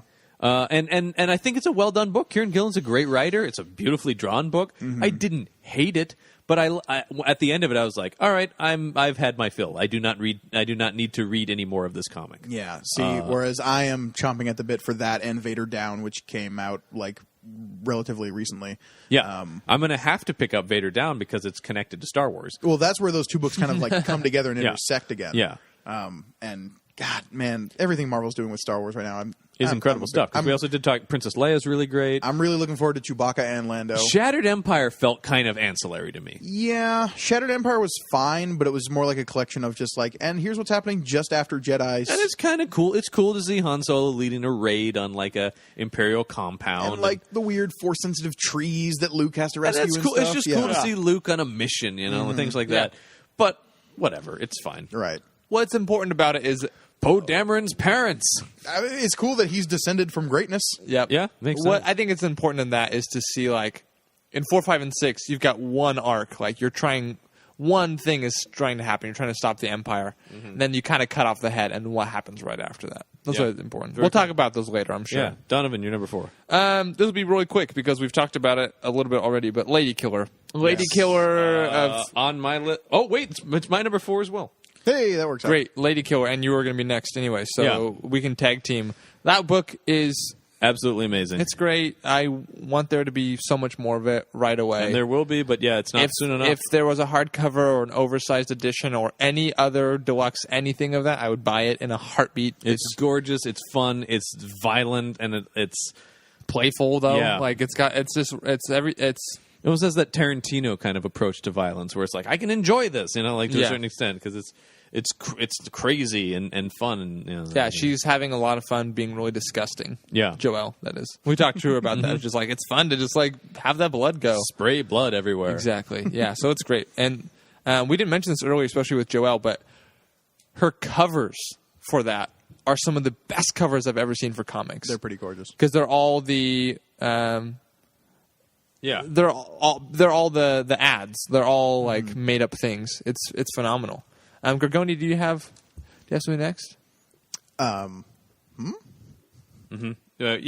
what's your my number 4? I mentioned earlier when I was talking about Cullen Bunn, Godzilla Cataclysm. Just like the idea of that post-apocalypse like kaiju story. We really like never have seen that before. And I love that he kind of like took that and made a sweet Godzilla story that just like felt a little like Mad Max meets Godzilla. That's just like that is a great pitch. We talked about like why hasn't somebody really done that before? And they did. Cullen Bunn did, and it was great. That's great. Yeah. Speaking of all the kaiju stuff, did you read Kaiju Max? Yeah, Kaiju Max is fun. Xander Cannon stuff. It's super fun. I need to read. I've only read the first issue. That's coming out. So I want to pick up because the trade of that just dropped a little while ago. No, it drops 2/24, I believe. Okay, just in time for my birthday. 2/24. So yeah, no, I dig that series a lot. It looks really fun. I've read through. I mean, like in comic shops, through a couple issues. It looks but yeah, Godzilla Cataclysm is my number 4. Very cool. Donovan, your number 3? I guess number 3 would be Black Beetle. That's the Francisco Francavilla book. It's the noir piece. There's a lot of good mob stuff. He's kind of a Bruce. He's not even a Bruce Wayne because you don't really see him outside of More shadow-esque. more Shadow-esque. Yeah, have you read that, John? No, but I mean, I flipped through it. I really want to. No, you know how I love a great love for at those this pulp point, characters. his backstory isn't even really that important. It's just like he's this guy. He's doing it. He's very intelligent. He gets a Batpack helicopter for a little while, which is pretty cool. That's awesome. Yeah, Like, I think that just sells the book there. Yeah. Or backpack helicopter. Yeah. Batpack helicopter would be if Adam West had it. Yeah, exactly. He's great. I mean, that book, and he does all of it. I think. I believe so. I don't know if he does the colors, but he does. The beginning of it, you get German Nazi goons and Batpack helicopters flying over and shooting people, like killing people who could potentially see them, so they could break into a museum. What more do you need? This is Nothing. true. Nothing. You literally need I nothing. mean, if he was nothing Dracula fighting those Nazis and I helicopters, don't want to then give I would- anything away. Cool. John, what's your number 3? My number 3 is Bitch Planet. Nice. Yeah. We obviously did an entire episode about it. We talked about it here. Just an amazing book. What a great piece of science fiction done in that classic science fiction of like, we're going to say something by putting it in this crazy world in the future. And what an amazing piece. Really. Yeah. I don't need to say any more. No, and I mean, my number 3 is just the tag team to that one, which is Odyssey. Yes. I mean, like, Once we did again, an episode like that. I feel like we did an episode that was Yeah. those two things. And it's like, yeah, you're basically summing it up. Like, Odyssey is just like something cool and crazy and out there that like is really saying something. And I love a book that can do that. for sure. It's both incredible books. Oh, yeah. I mean, Odyssey would be an honorable mention for me for sure. It's an incredible book. Donovan, Numero dos. numero dos. All right. I'm New Deal. New Deal. That book. Another honorable mention for me for sure. Yeah, same here. That book looks great. That book is fun. We love Jonathan Case. Yep. He's a fan of bacon. I don't know if we need to say anything more. No, we've talked about once again. Bacon pretty much covers it. It's Yeah. interesting. We're flying through these comics because We've talked so much about We've talked about the artists and writers. We're surprising We've done no one. whole episodes about some of these Yeah. books. And yeah, I mean, we're surprising nobody. I'll say this, yeah, my 2 and 1 are probably not going to shock anybody here. Me neither. I don't think. I don't know. Well, we're about to find out. My number 2, Archie. I hate you. That's my number 1. I'm saving it for number 1. Archie. Archie. Like, It's a How dare you make me like Archie? it's when- a stunning piece of work. Really, I have like it is. It's so good. I have not had a box at a comic shop before this year.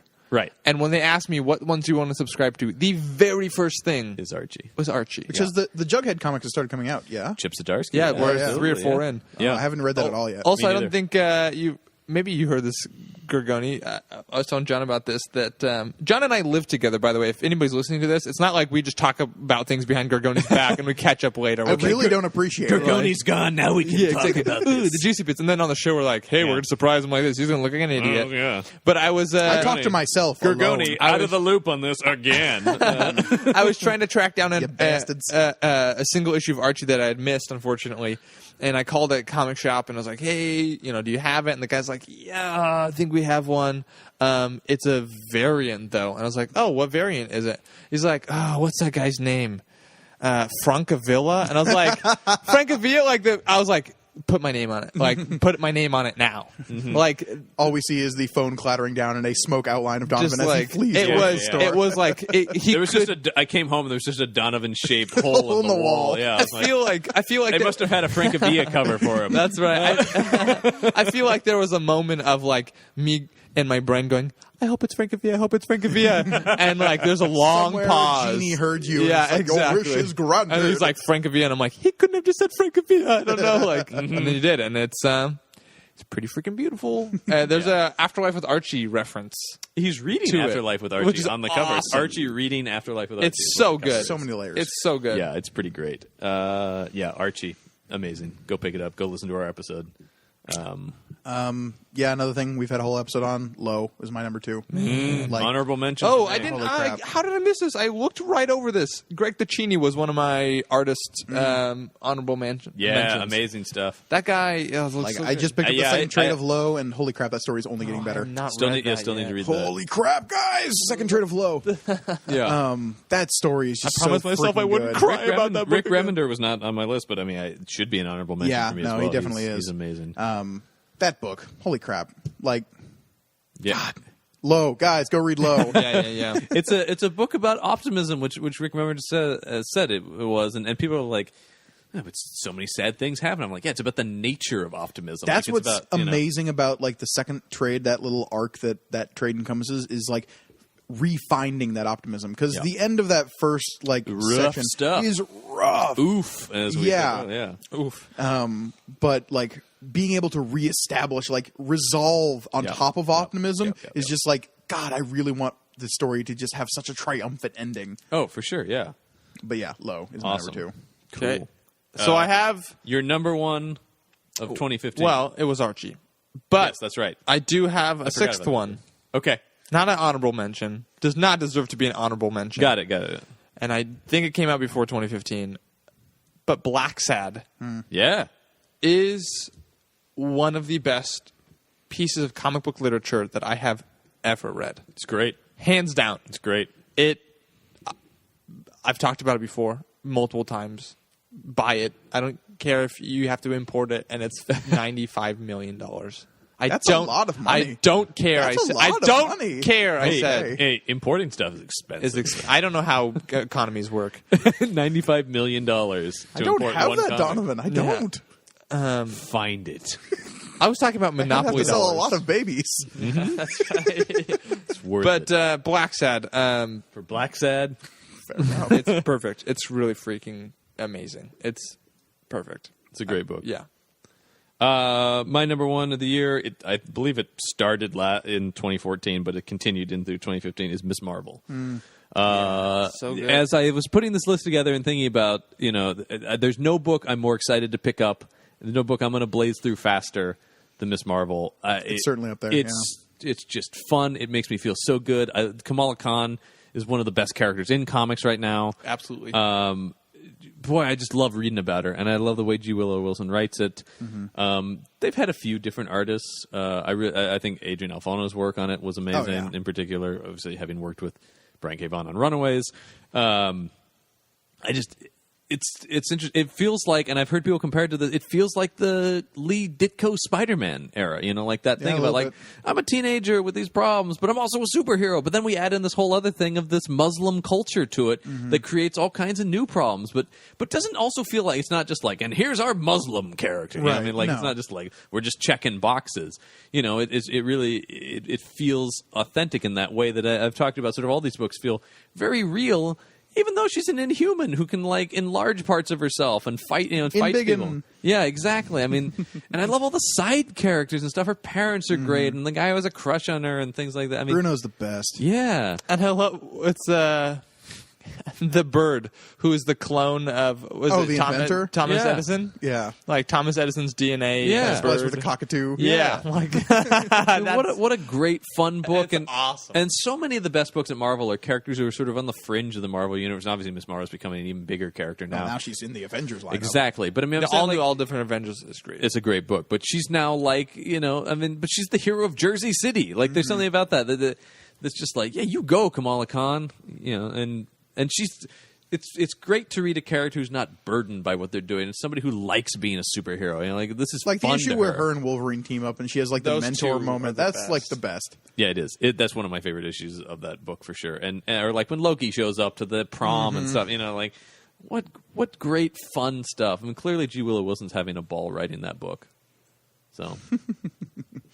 Yeah, it's an amazing book. Anyway, my pick is Miss Marvel. If you had to guess what my number 1 was, John, just go out on a limb. What have I mentioned twice now? Is this a Godzilla book? Oh God, no. Wait, I know what it is. What is it? Rachel Rising. Close, very close, and it is Rat Queens.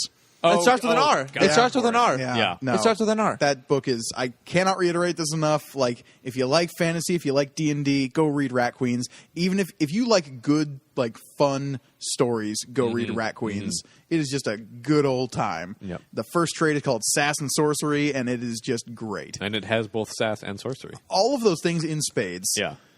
Something I said a moment ago is that I don't know about economies.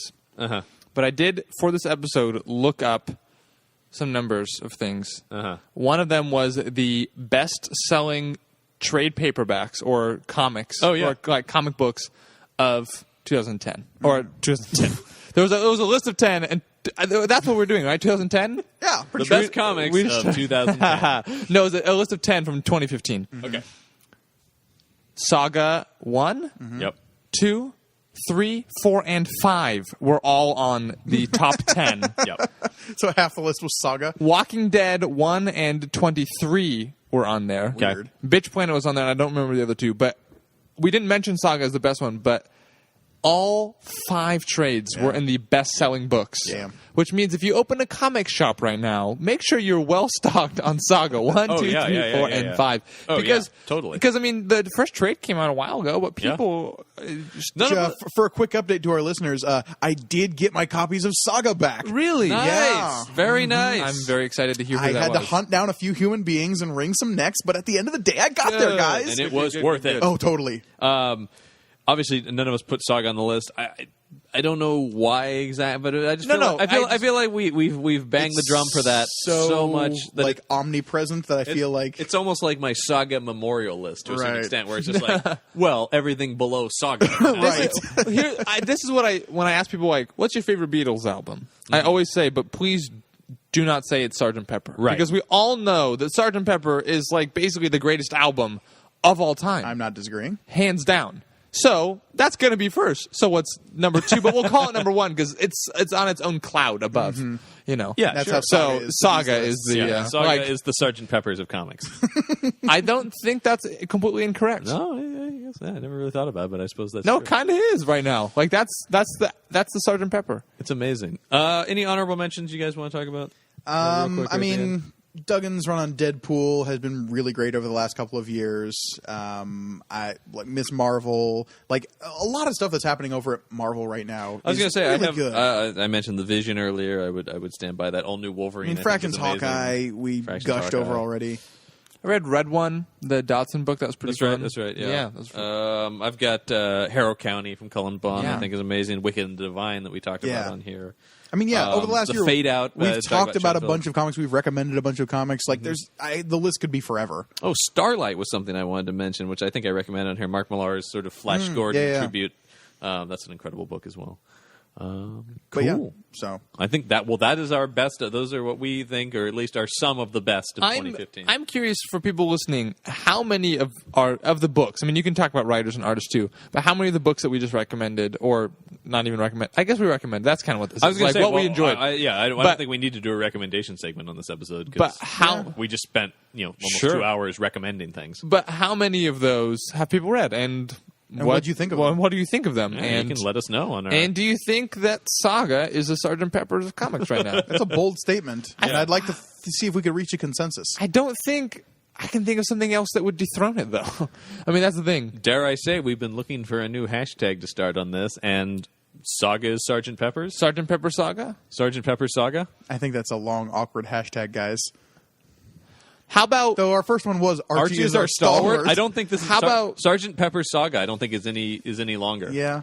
how about hashtag Brian K. Vaughan and Fiona Staples perfected the Beatles for comics in Saga? What do you think? And we're out of space. Hashtag Sgt. Pepper Saga. Sgt. Yeah. Pepper Saga? Hashtag Sgt. Pepper Saga. All right, we're doing it. There it Yeah, is. Yeah, year, for year two's hashtag. Sgt. Pepper Saga. Sure, why not? But yeah, if you want to let us know what Yes. you think Or you some wanna of your tweet favorite that, comics, or if you want to tweet hashtag Sgt. Pepper Saga, just contact us at Panel on Panels on Yep. Twitter. You can email us, panelonpanels@gmail.com. And various other forms of social media. Facebook, Instagram, Pinterest, Friendster, LinkedIn. We're on all the things. We're not on MySpace.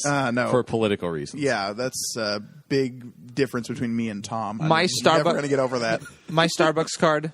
If you go on there, put money on your Starbucks card, find us. We're there. We'll be there handing you that latte when you get into the store. Yeah, You guys maybe. work here? We're everywhere. We're everywhere, man. Very cool. I think that's going to wrap things up for this episode. That's going to wrap things up for 2015. Yeah. Goodbye, 2015. Bye. Hello, 2016. Hi. We're not so sure about you. Yeah, yet. I'm not sold yet. We're just a few days in. Yeah, we'll I mean- see. We'll see how this shakes out. Yeah, I'm not totally We'll sold. continue to give you updates on how 2016 is going as we continue. Very cool. As we continue living. Yeah, I guess. Hopefully. Hope.